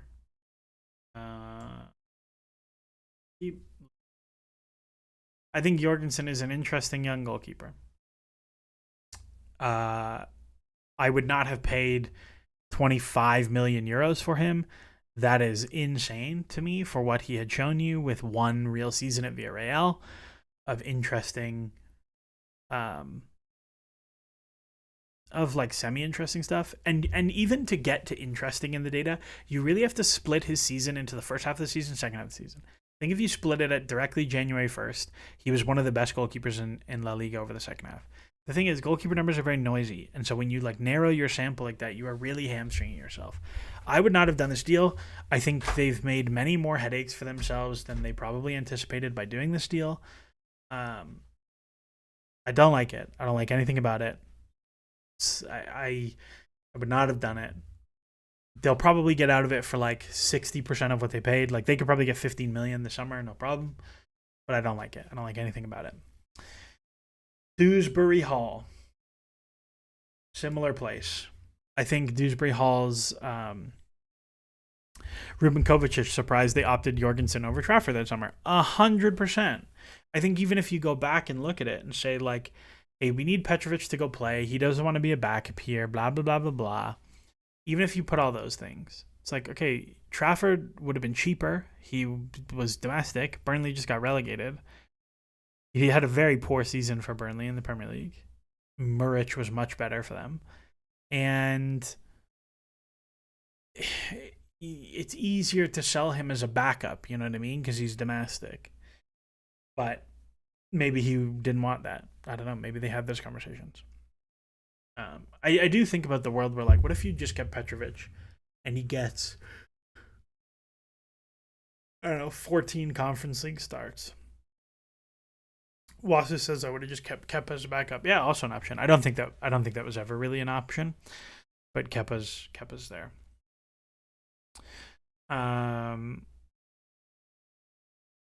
Dewsbury Hall, I think, was like one, you didn't need to buy him. And as ZZZ points out, you did get to Pluvalenza Golding the other way. But I think Dewsbury Hall had like exceptional championship numbers. Like people forget. Like this is the thing with Dewsbury Hall. Chelsea says Golding wasn't 10 million. I don't know what was Golding. Chelsea, what was Golding's fee? Off the top of your head, if you know. The thing with Dewsbury Hall is like one, he was like pretty good when he played in the Conference League this year. Like this is really nice. But his championship, like this is, he ran very hot on some stuff, but like this is a really, really, really good season for a 24-year-old in the Premier League. Like to put up 0.6 XG plus XA, no penalties in that number. No penalties in that number is humongous. And at 24 years old, like I can excuse them for saying, let's look. Sure. Chelsea Youth says 4.5 million plus some add-ons. Got a Premier League debut already, so likely over 5 million now. All right, 5 million. Dewsbury Hall was 35 million euros, so like call the whole thing 30 million. I can be excused for looking at that and be like, yeah, I'm fine with them choosing to do that deal. It didn't work out at all. I think it was maybe a little bit of an overpay. I think, as Ruben Kovacic says, he's so off physically, was the biggest surprise to me. Wassa says, I mean, Sammy Schmodik says 30 Champions League goals doesn't mean to buy him 100%. But when you look at it and you're like, hey, we're going to play pretty similar to how they chose to play last year. And Sammy Schmodik did that at 27, not at 24. He did it running pretty hot on his XG. Like, so as a striker, he put up like he put up 0.04 XG plus XA per game more than Dewsbury Hall playing as a 10. And yes, it was for a much worse team, for sure. But I don't think it was an indefensible deal to do. I don't like it. I wouldn't have done it. And I've heard from some people like Enzo Maresca was like, I totally underestimated the translation for him. Like, this did not work. And that's fine. I think they'll be able to move off of him for like 80% of what they paid. Like, I think they can get 25, 27 million euros for him very easily. And like, lest we forget, recruitment experts Brighton, who are like pretty smart with their buys, were very happy to pay a similar fee to what Chelsea ended up paying. Like, it was not altogether that different. It absolutely did not work, but I think the rationale to do the deal was not insane.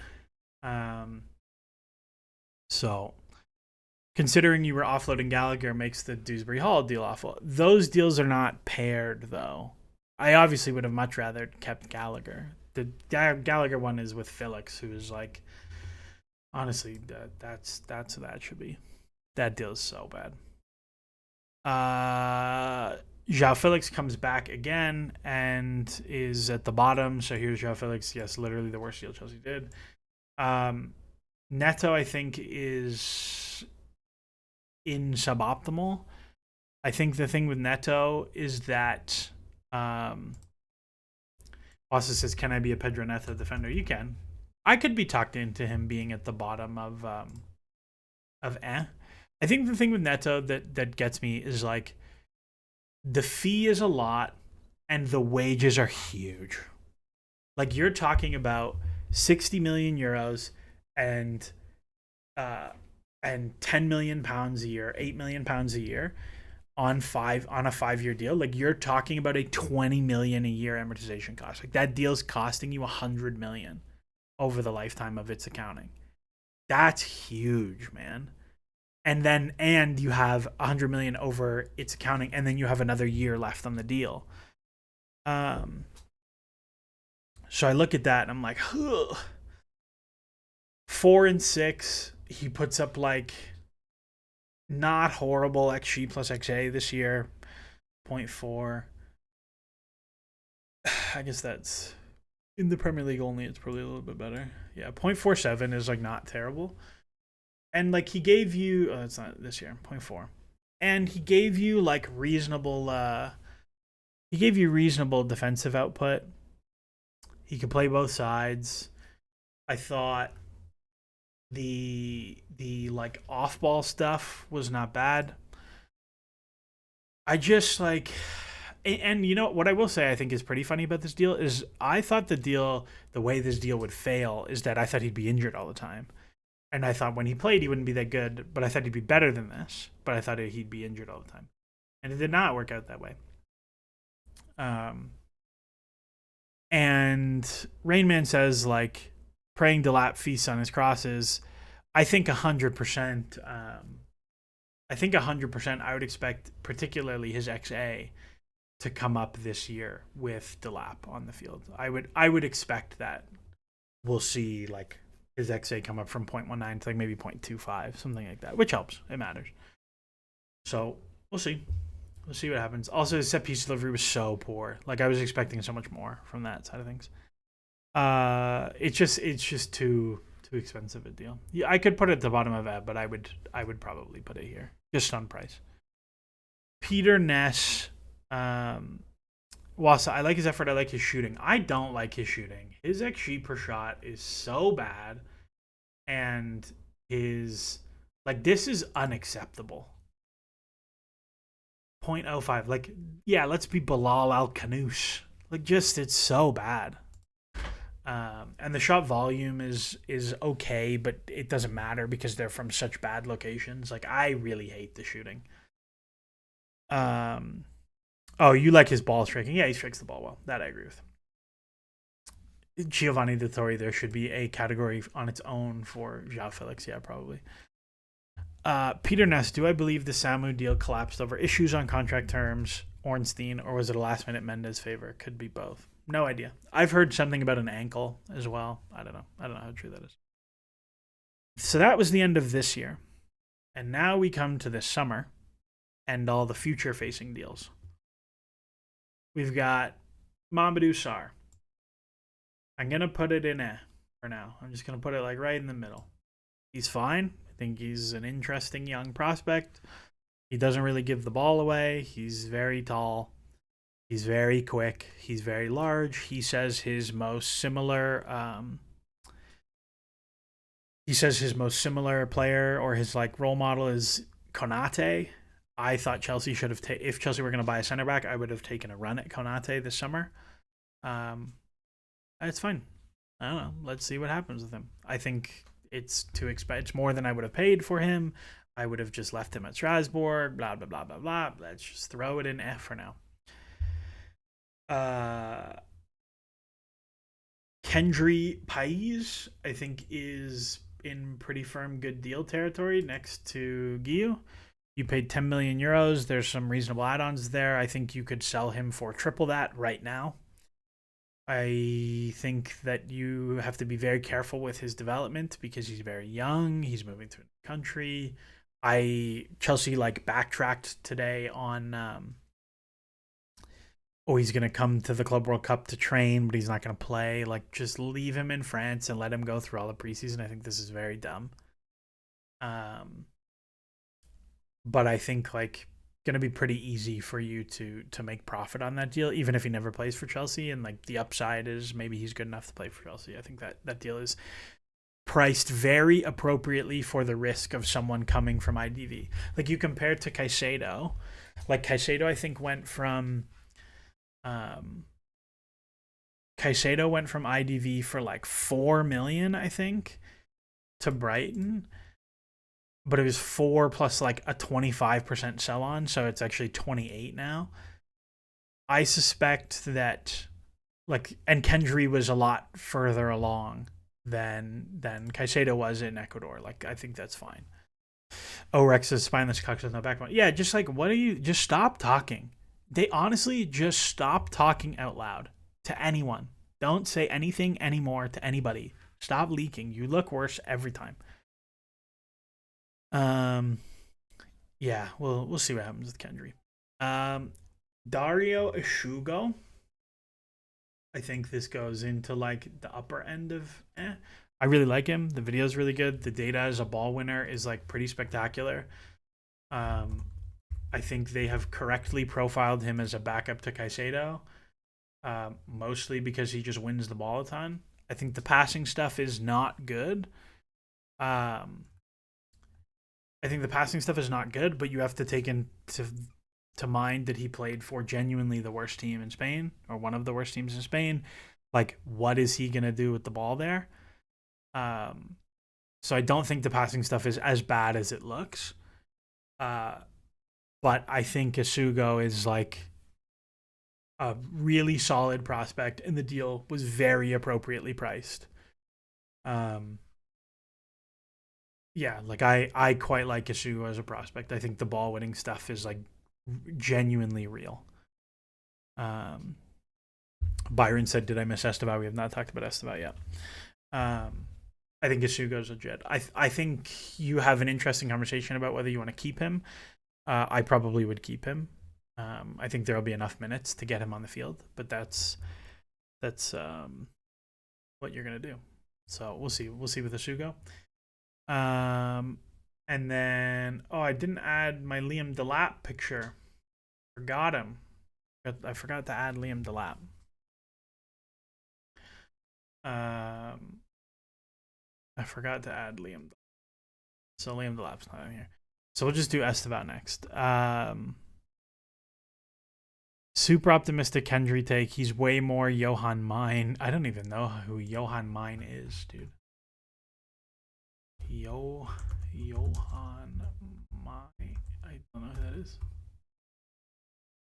Is it Johan Mina? I don't know who you gotta tell me who Johan Mine is, because I don't know who that is. Estevao. I think Estevao can only go into good deal for now, because you paid a lot of money, 34 million. I think he is legitimately the best prospect out of Brazil since Neymar. The data projection stuff is frankly pretty ridiculous. I'm actually, one of the things I'm very excited about this summer and the Club World Cup is when you're building a league translation model. Oh, Johan Mina. Who's Johan Mina? I don't know who Johan Mina is, dude. He's from Marica. Into Werder Bremen. Sure. I've never heard of that guy. I think so. Like, one of the things that's really funny is if you look at like Opta's power rankings, like for the globe, right? They have every team in there. This is like very heavily based off of comparing club to club, and then using intercontinental intercontinental competition to see like how do you compare teams across continents that don't play that often. And what they rely on is something called node games. And those games are like the Club World Cup and preseason International Champions Cup and like warm weather friendlies after winter breaks. Because there's just not that many games where like Flamengo play Chelsea, to give you an idea of how Brazil translates to Europe. Like there's lots of games between Champions League, Europa League, Conference League teams, and those give you like good senses of like how do leagues compare to one another. But there's just not very many games comparing African teams to European teams, or Asian teams to European teams, or South American teams, or MLS teams. And when the Club World Cup is only like 6 games, you don't have that many. But having a full like 32 team Club World Cup with 3 group stage games, like it's actually everyone's league translation models are going to get way more signal this summer. So it's funny, like Estevao is going to be a fun case study because we're not going to have this information, but we will have it afterwards. So we'll see. But I think Estevao is going to be pretty good. I would expect very little of him this season, but I think there's a lot to like with Estevao. Liam Delap, I would put like somewhere between and good deal. Probably high end of I think it's a fine deal. I think the price is a little bit high for what I would pay for him as a player. I think it's a little bit high for what I would pay for him as a player, but he is probably going to be useful as a squad player. Yajit Dev, will there be Club World Cup data on FBref? I have no idea. I will have Club World Cup data because I got a plug. I will have Club World Cup data, but I don't know if there will be Club World Cup data on FBref. I assume there will be. I also assume there will be on FOTMob for sure. So let's see.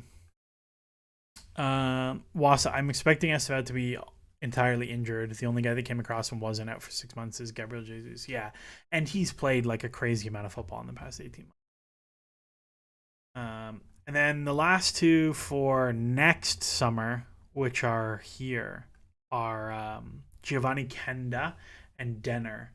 I would put Kenda like lower, like definitely not in the same tier as Pender Esteval. Other people like him a lot more than I do. I don't really see it. He has played quite a bit more. He has played quite a bit more senior football already, which is like nice for him. And he's going to get a full another season at Sporting. But Sporting are pretty dominant. He profiles like very highly in terms of dribbling stuff, but it's like, how do you evaluate him as like a winger versus a fullback, and like where he plays and when he plays? And it's fine. Just keep playing. It's fine. As like a touchline winger, there's probably something there. How is Kenda lower than Kendry? Because this is the fee difference. 52 million, 10 million. That's the difference. That's why Kenda is lower than Kendry.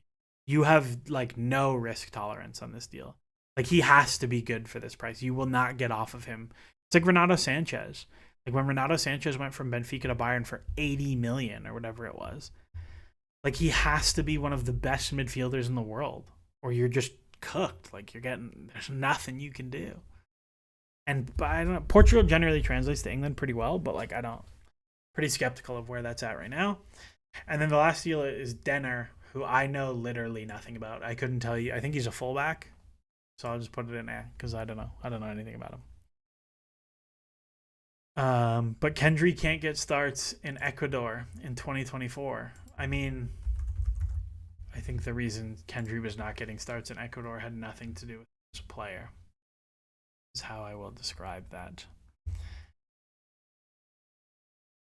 I don't want to tar a player with any brush, but he played plenty in 2024, and then in January left to go do other things, to go train with Strasbourg prominently. But there were other things going on in Kendry's life. David, when did we get Denner? I had the same reaction looking at this. I don't even know who this guy is. He's a left back. I don't know anything about him. Sure. Whatever. So that's it. So we've got 3 home runs and 6 what are you doing? So that's a really good ratio.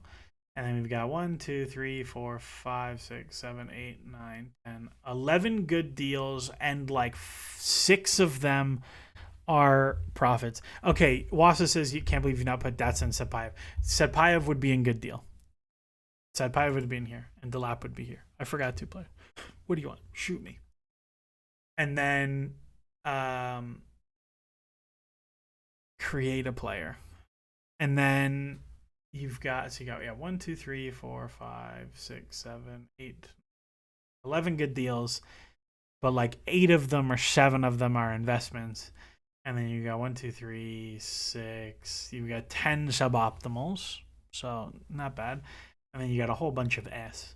So like pretty normally distributed around I think.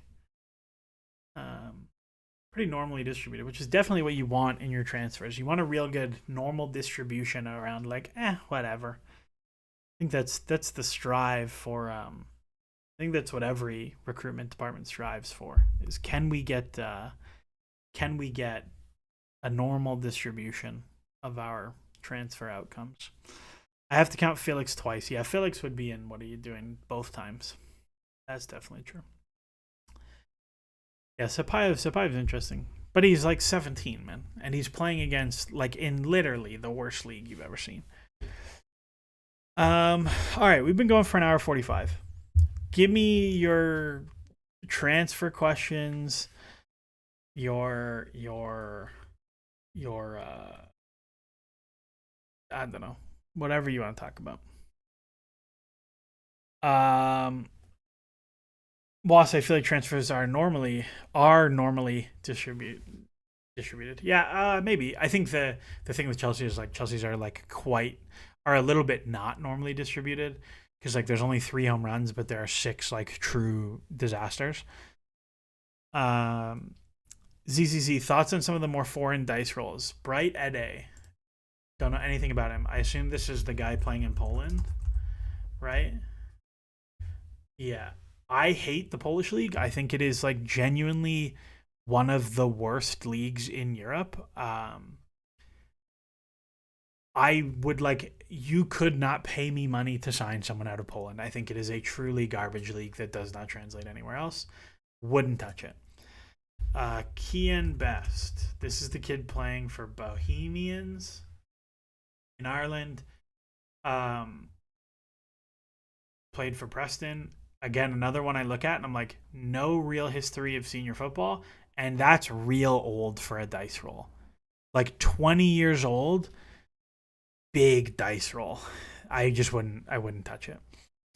I wouldn't touch it. And then Charalampos Kostulas, I think the fee is way too high. I think he's really good, but for an 18-year-old coming from Greece, I think the fee is way too high. Way, way, way. I think he's probably pretty good. I know Pano. I don't know if Pano's still here. I know Pano loves this guy, but I think the fee is way too high. I'm sure Brighton will handle his development better than many other clubs would, but wouldn't have touched that deal at that price.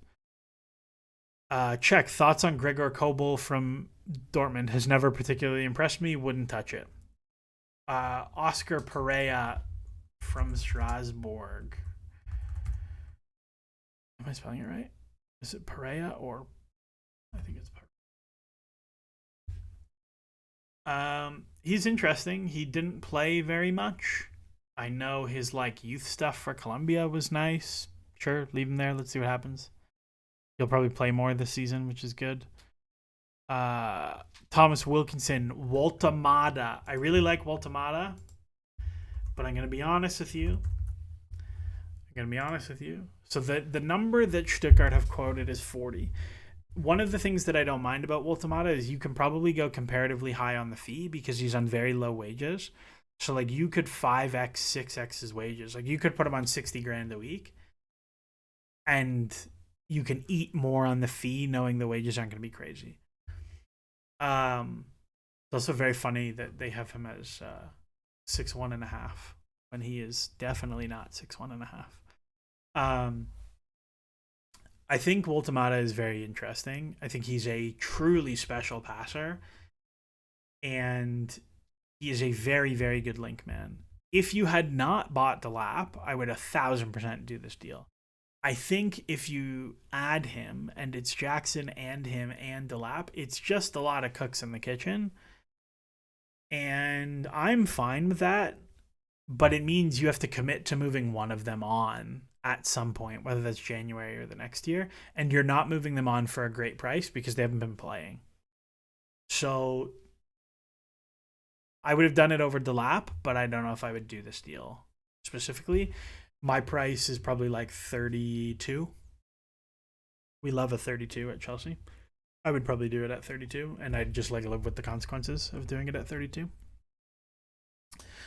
Other than Elise, who's in the bottled deals tier? I don't think there's anybody in the bottled deals tier that I like really wish we did other than Elise. Maybe Barcola, but like you didn't do Barcola and you did Palmer instead.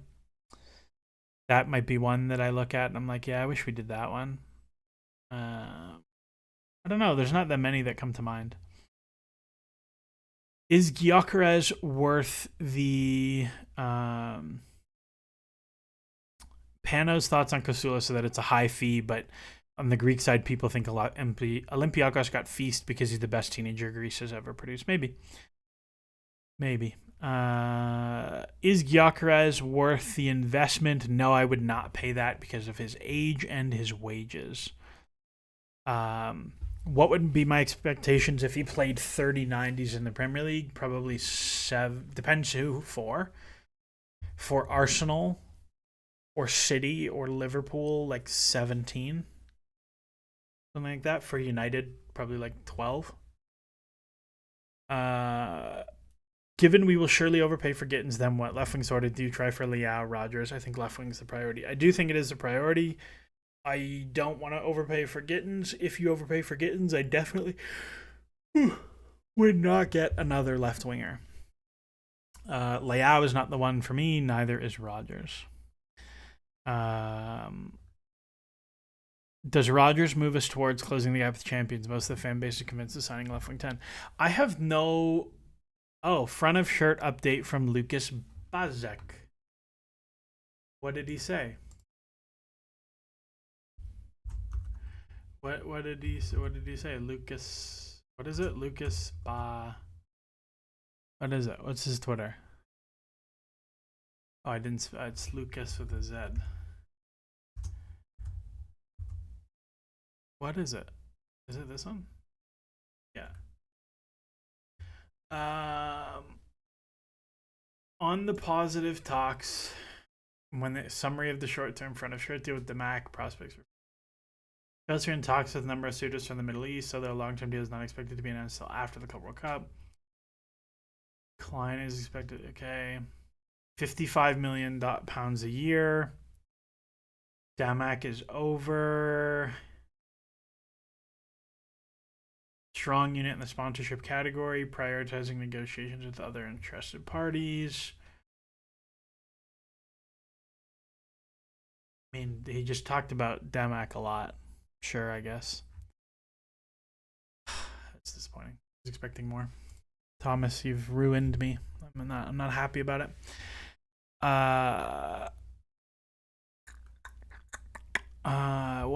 What happens to Shim now? I think Shim needs to spend another like 6 months playing well in PL2 and then reevaluate. Like, I think the thing with Shim that like gets somewhat under the radar is like he didn't play that much PL2 football, and I don't think is particularly ready for senior football yet. Like, that's not enough for me to be like, you are ready to play senior football. Like, I need like 20 90s and like 13 goals, something like that. So I would give him a year to like be a very good PL2 player, I think.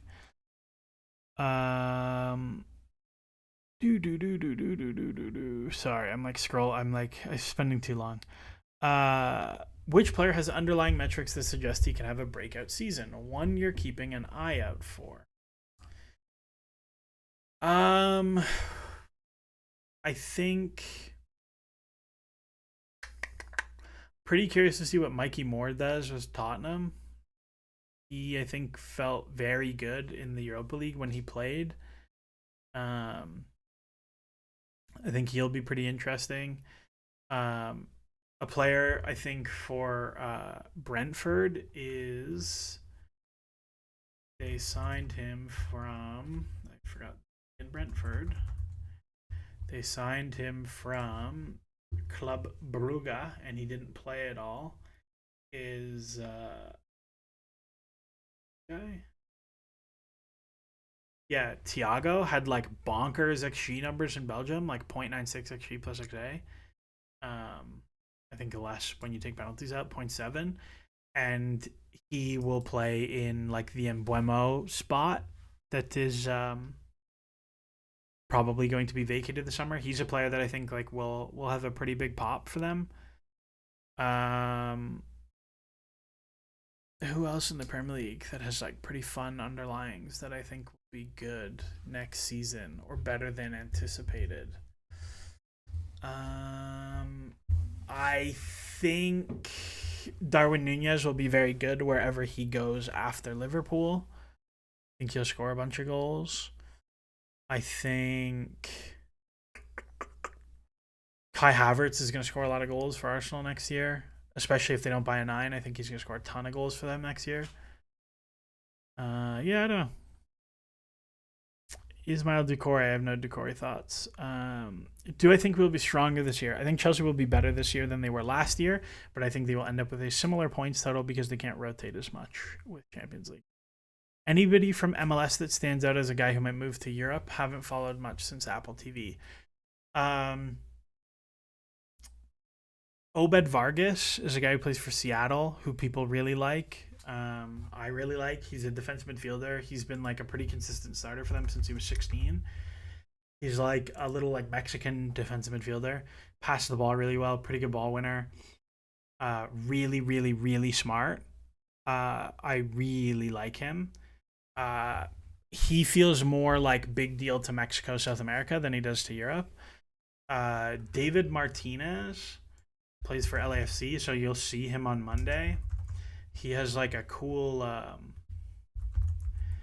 Is a cool. Where are you? Pull up LAFC. He has like a cool afro, and he's a very good winger dribbler type who does like a pretty good job of getting into the box. He's Venezuelan. Very productive, lots of shots. He's a player that I think is. I would be very unsurprised if he was moved for a sizable fee. I don't really like any of the goalkeepers right now. Matej Akimbani just moved to Bournemouth from DC United a few months ago. He did not play yet for Bournemouth, but I'd bet you he'd get a few Premier League minutes next year. He's like a really interesting prospect. Toronto FC have a guy named Alonso Cuello, who's like a 24-year-old Spanish defensive midfielder who I could see going to Belgium. Yeah. Pedro Vite plays for Vancouver. Really like him. He's out of contract this summer. He's another one that I would expect like highly paid in South America over big European move, but he's a really good player that I quite like a lot. Yeah, that's I don't know. There's probably more names. Does a Roger Simons profile move us towards champions? Can they coexist? I think Chelsea need the like left wing 10 guy. But I don't think it's Rodgers. And the other thing is like you can't go get that player until you move Felix and Nkunku, because you should definitely get you should just keep one of them and play them if you can't move them. You know what I mean? Chelsea says Akimbani finished the season well for Bournemouth 21s after I think being out injured. He's a very nice player. He's a very, very good player. Shreyas Ramani, Saliba from Montreal. Nathan Saliba doesn't move me that much. He's Canadian. Alex Freeman from Orlando is like exceptionally athletically talented right back. I will shout out if you are like looking for a Twitter/Blue Sky account to follow that is like pretty dialed in on American youth development. There's a guy named Phil Harvey, who is, Paul Harvey, who is, this is his Blue Sky. You should go follow him. He's like super dialed in on young player development, and he has like very good. He puts a lot of like analytics tools out for MLS, but he is. He flagged Freeman up in the summer as like, hey, you should watch this kid. He's going to be really, really good. And he's been awesome for Orlando. What else we got in here? Antonio Nusa. I like Nusa, but I think he was not that good for Leipzig, so I would wait. Now that Osimhen has priced him out of Saudi, where does he end up? That's a good question. I don't know what's going to happen with Osimhen. That's another reason why like I wouldn't be rushing to do an Ekitike deal. Like, I might just kind of sit around and wait. Just see how that plays out. Is Keanu Dyer confirmed not staying? No, I don't think that's confirmed. But Chelsea Youth is here, so maybe he knows more that he wants to share about Keanu Dyer. But I haven't heard that. How good is Penders? We talked about Penders easily earlier, but he's good. Thomas Wilkinson said no Jordan Kit. That's fine. Ademola Lookman is a sneaky left wing option. Yeah, my thing with Lookman is twofold. One, I don't buy Atalanta players. I will not do it. They play a super unique style that juices their metrics like extremely high. Gasparini is like just like breaks models.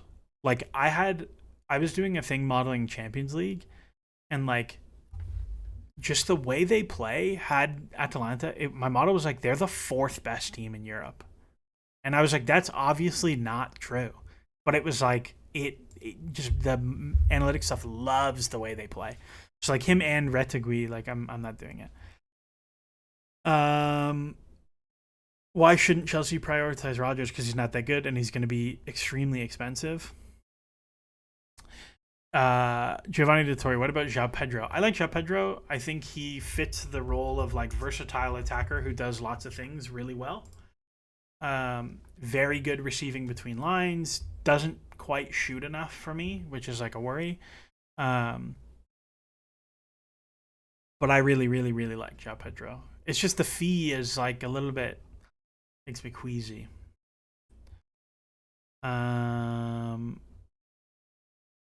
What else? Who else is in here? What happened to the LA Galaxy? Is it losing peak? They traded their whole midfield and are playing like kid midfielders who aren't good. Noah Allen. I don't rate Noah Allen at all. DS Footy. I'm worried for Chelsea being tired coming into next season. Assume we make it into the semifinals. How would you plan for the players to go on 3-week break, then come back, then be ready for next season?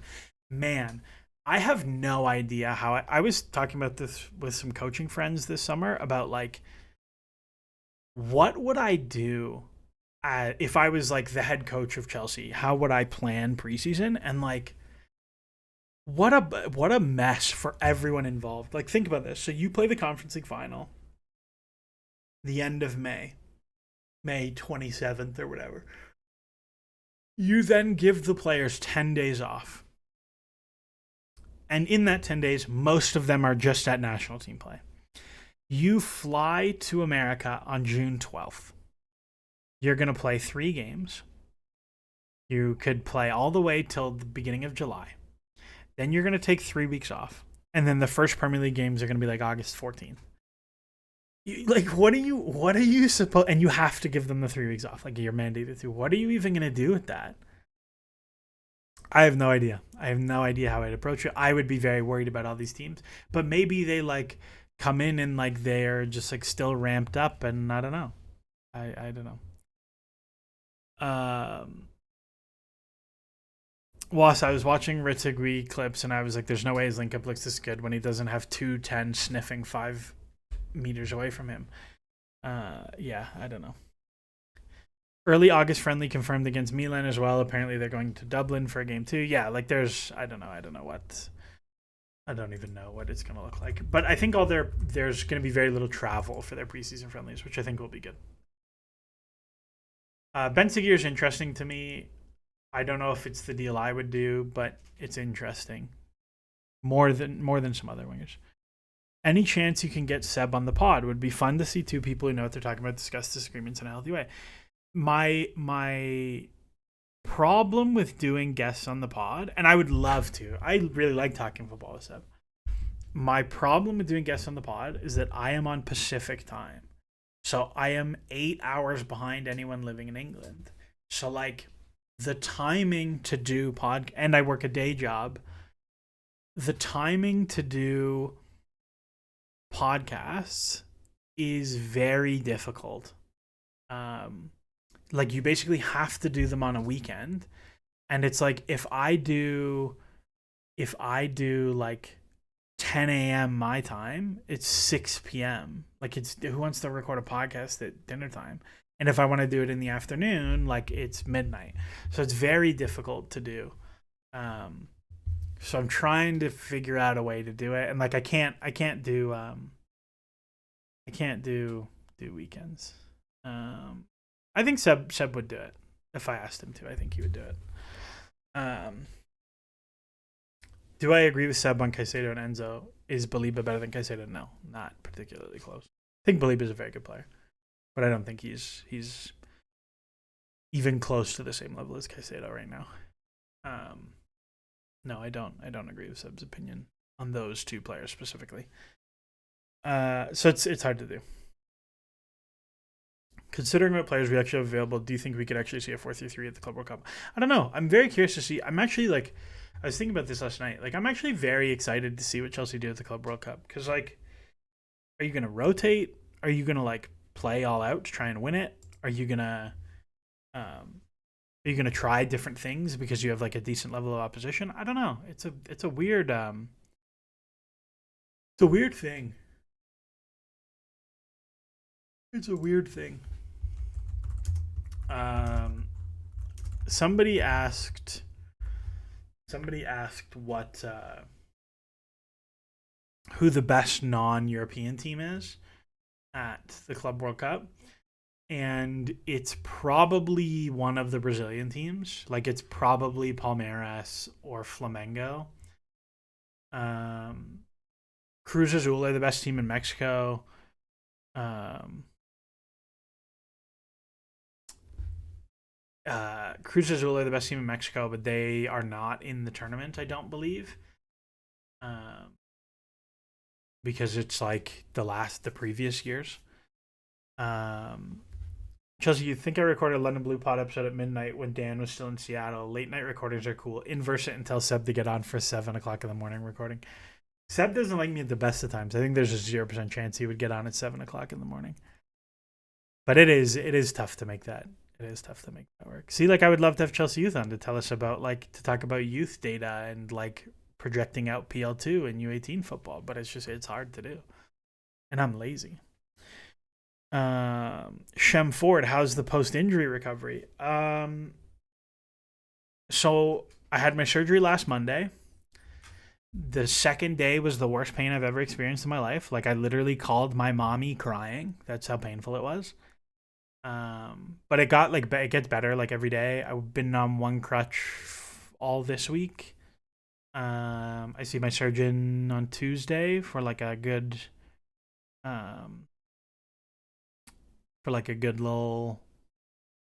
check-in, and then the long road starts from there. But it's like I can feel it getting stronger, and I can feel like getting range of motion back and all that stuff, which is good.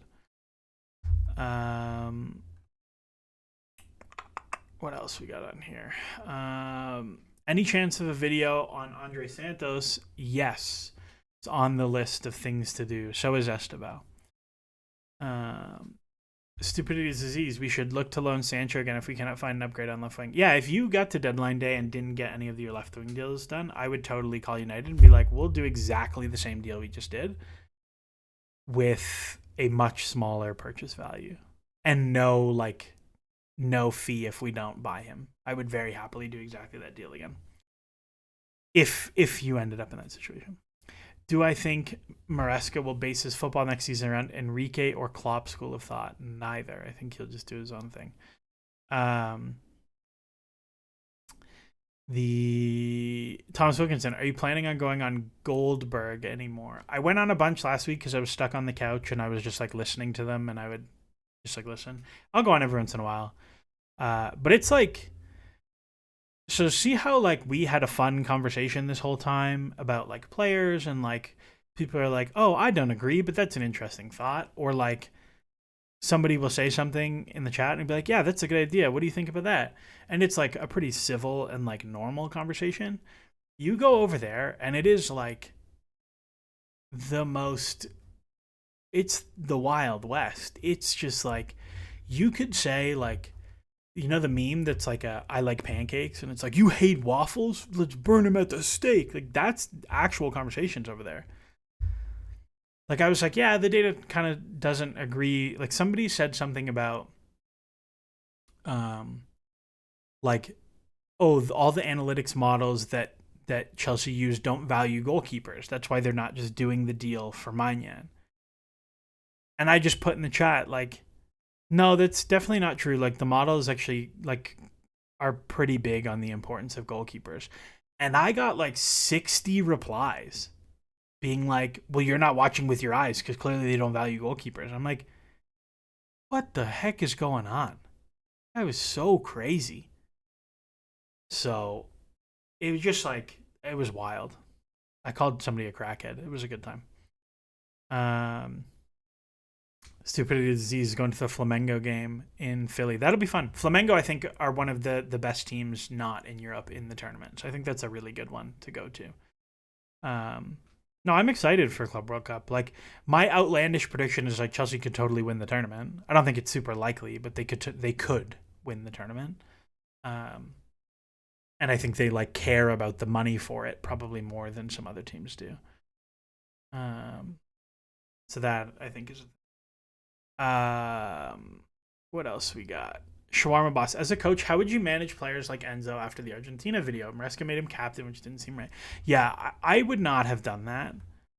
Um, I would not have done that. I think it's very difficult because, look, I've never had a situation like that. I've had like player to player conflicts that you have to manage, but I haven't had anything like another player has been on video singing racial abuse against the race of the other person. Like I've never had that.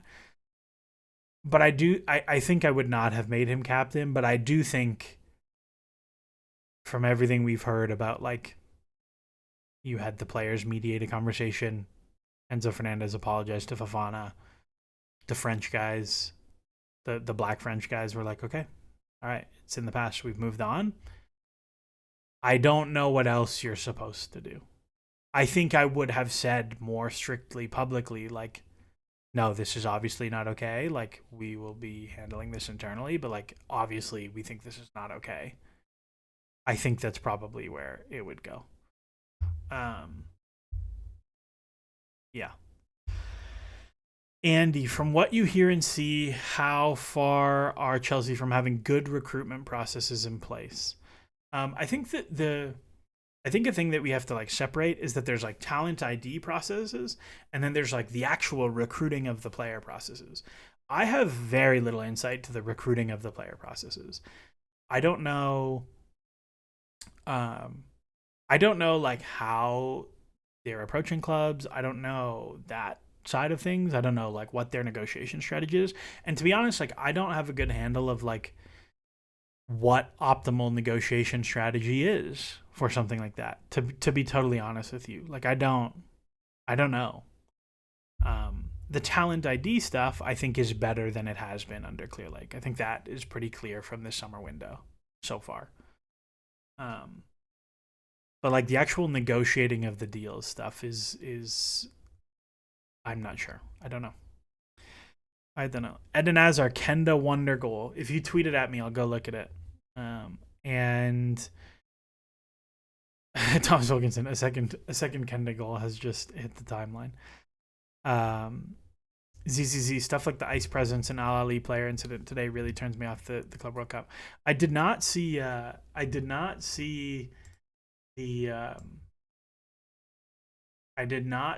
what happened with the Al Ali player. The ice presence stuff at Club World Cup is really scary to me because like I'm an immigrant who lives in the US. I'm here on a work visa. Before I had my surgery, like I went to the grocery store that's like a predominantly Spanish grocery store, predominantly Hispanic, not Spanish, grocery store on the weekend, a couple weekends ago. And like there were ICE people at the grocery store, like just checking people's papers. I was like, that's insane. And I didn't have my passport with me. I didn't have my work visa with me. But I'm white, so nobody said anything to me. I just walked through on my crutches and like nobody said shit. But like, I don't know. That stuff is like pretty scary. Wassa tagged me in the Kenda goal. Let's see. Let's see what we got here.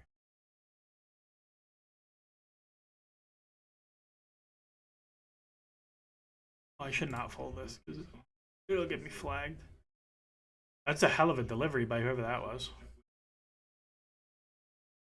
See?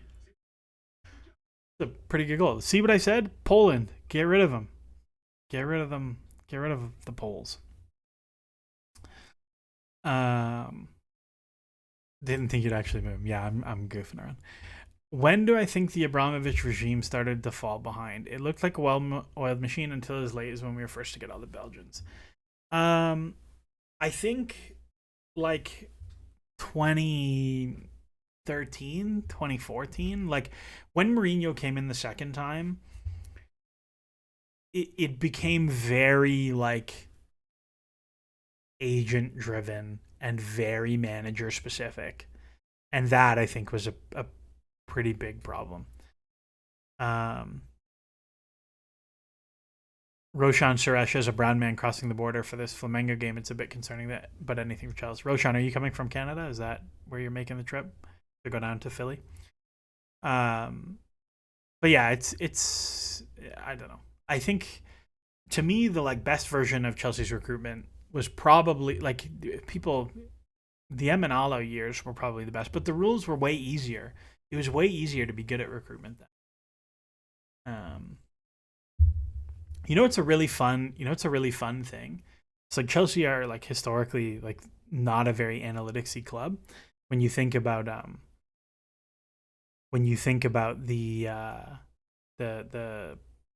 like recruitment for the last 20 years has been like, we have money, let's just go get good players or whatever. Um, but I don't know if people know this. Chelsea are the first Premier League club to have an analytics department. They were the very first Premier League club with an analytics person on staff at the club. Number one, first ever. His name is a guy named Gary Gallade. He passed away a few years ago during COVID. He actually very kindly sent me a very nice message about a model I built, or me and some other people built, and saying how we built a better model than Opta, and it was like a team of hobbyists and amateurs. And he was like, "That's so cool that you guys did this. Good for you guys." But Gary Gallade, I don't know what year. He got hired by Chelsea. I'm sure we can find it. Maybe I don't know. Maybe I'll have it on his. Maybe I'll have it on his LinkedIn. 2008 as a statistical consultant. So says his LinkedIn. Yeah, pretty wild. What else we got?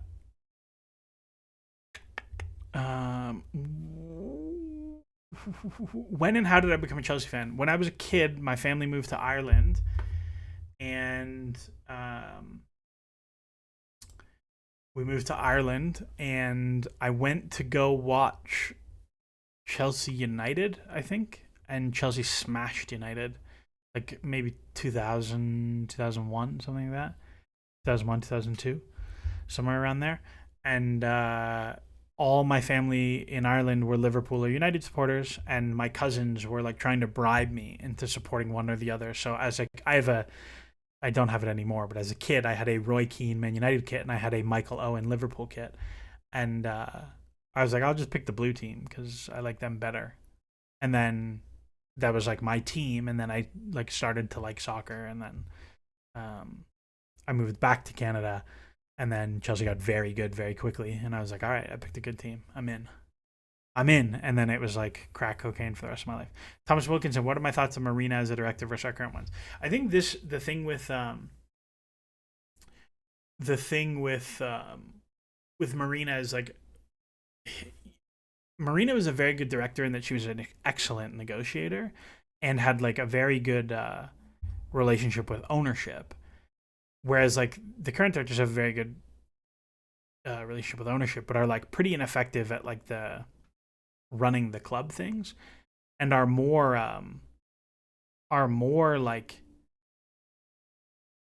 they're supposed to be good at the recruitment things, which is like not the job of the director, right?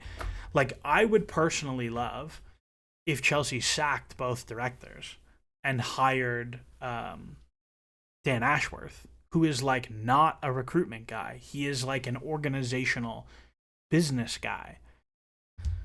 That is like what I would do. I would hire Dan Ashworth very happily, and do that.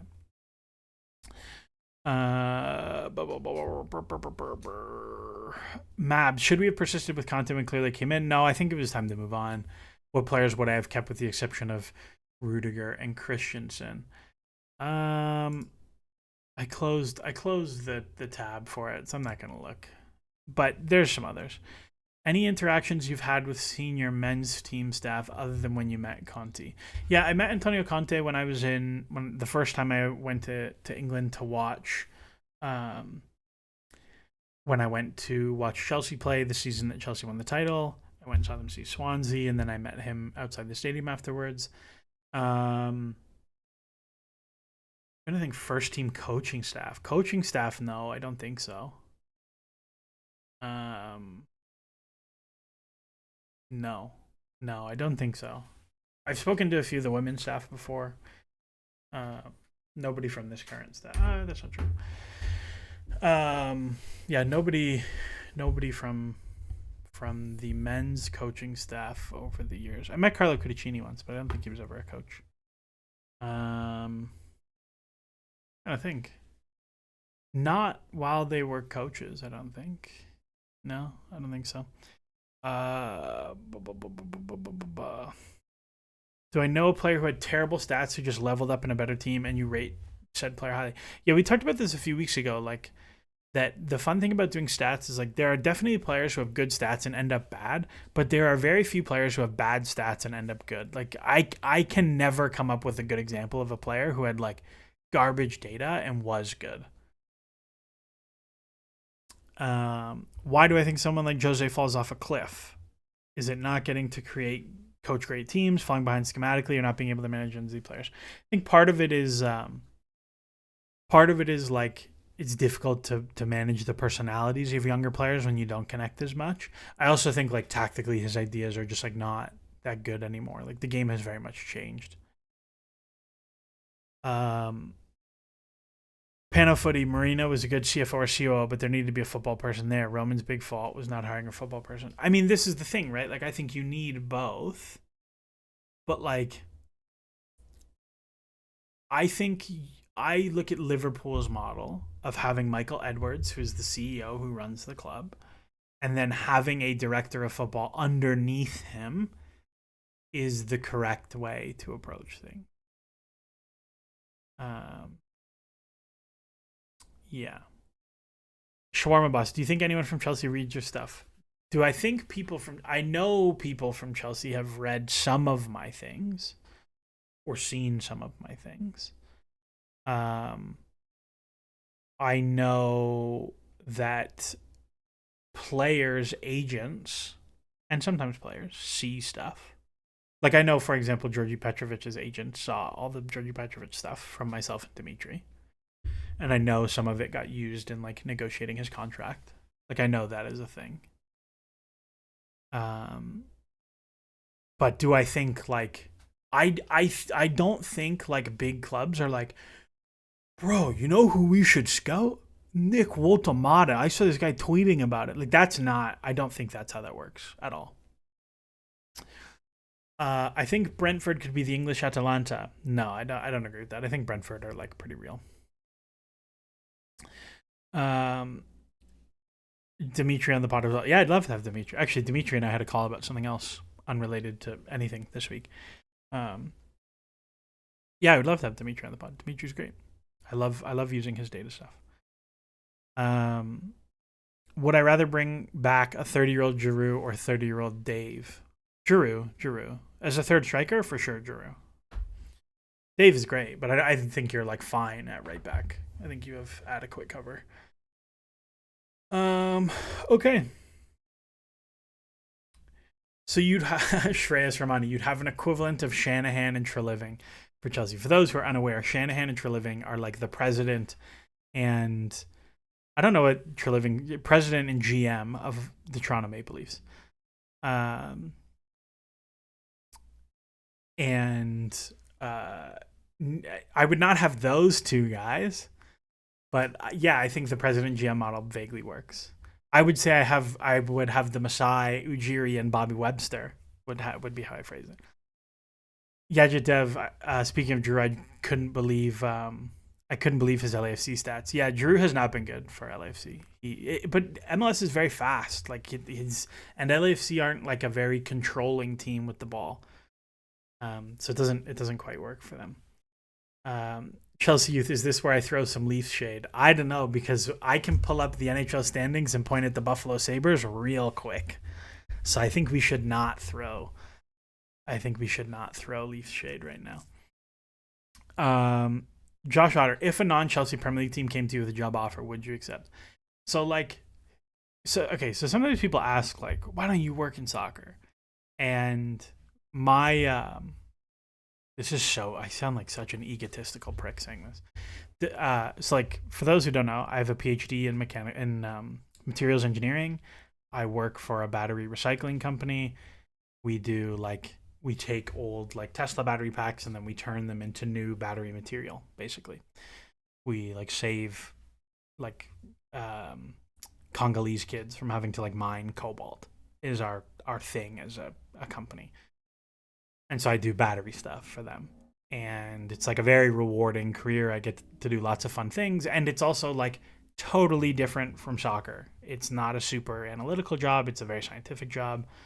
um, but like I'm paid pretty well, and like I enjoy it. So when it's like, well, why don't you work in soccer? The reality of analytics in soccer is like it's not a very well paid field.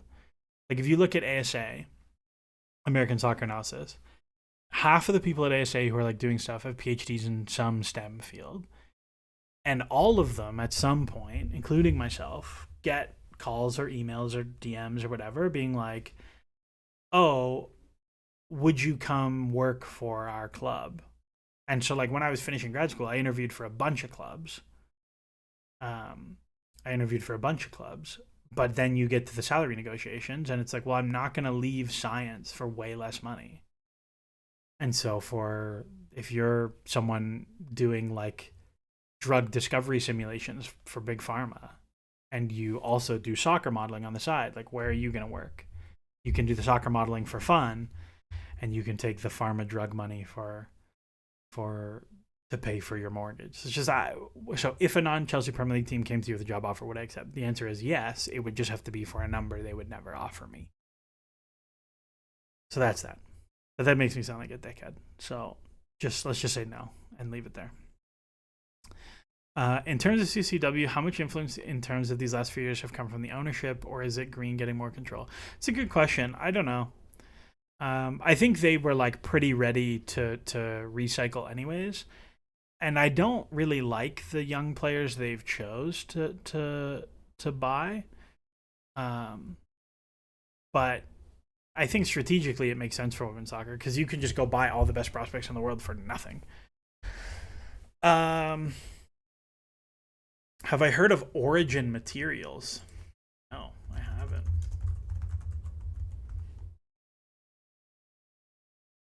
42 cents on the NASDAQ. What are they?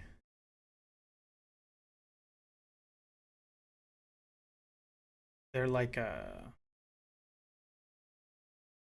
a plastics company? Yeah, I don't know anything about this. No, I've not heard them. Giovanni Dettori, now the call with Dimitri makes more sense. No, it had nothing to do with my day job. It was semi about soccer. It doesn't matter. Anyways. Stupid Q, but do you think I would do a better job than the directors we have right now, or is it easier said than done because some decisions they make seem very dumb? I think that doing their job is really hard. I think people very underestimate how difficult it is to run a football club. Now, do I think they're doing a good job? No. But I think do I think I could do a good job? In theory, sure, why not? In theory, sure. Like I think the thing that I think the biggest thing the directors do poorly is they're really bad at saying no. They just do too much business. I don't even think like I mean, like let's go through. I don't think this is an amazing spread of business, but not terrible. But I do think when you look at it, you're like, you just did too much. You didn't have to do so many of these, and it's so easy to walk away from. Like, if I like, how do I remove? Like, I could just get out of here. If I just like, I'm just gonna put all the ones I wouldn't do in the bottom. Like, you didn't have to do this. You didn't have to do Felix. You didn't have to do this. You didn't have to do this. You didn't have to do Wiley. You didn't have to do Amugu. You didn't have to do David. You didn't have to do Dewsbury Hall. You didn't have to do, well, Carney, whatever, we'll leave. It's fine. Doesn't matter.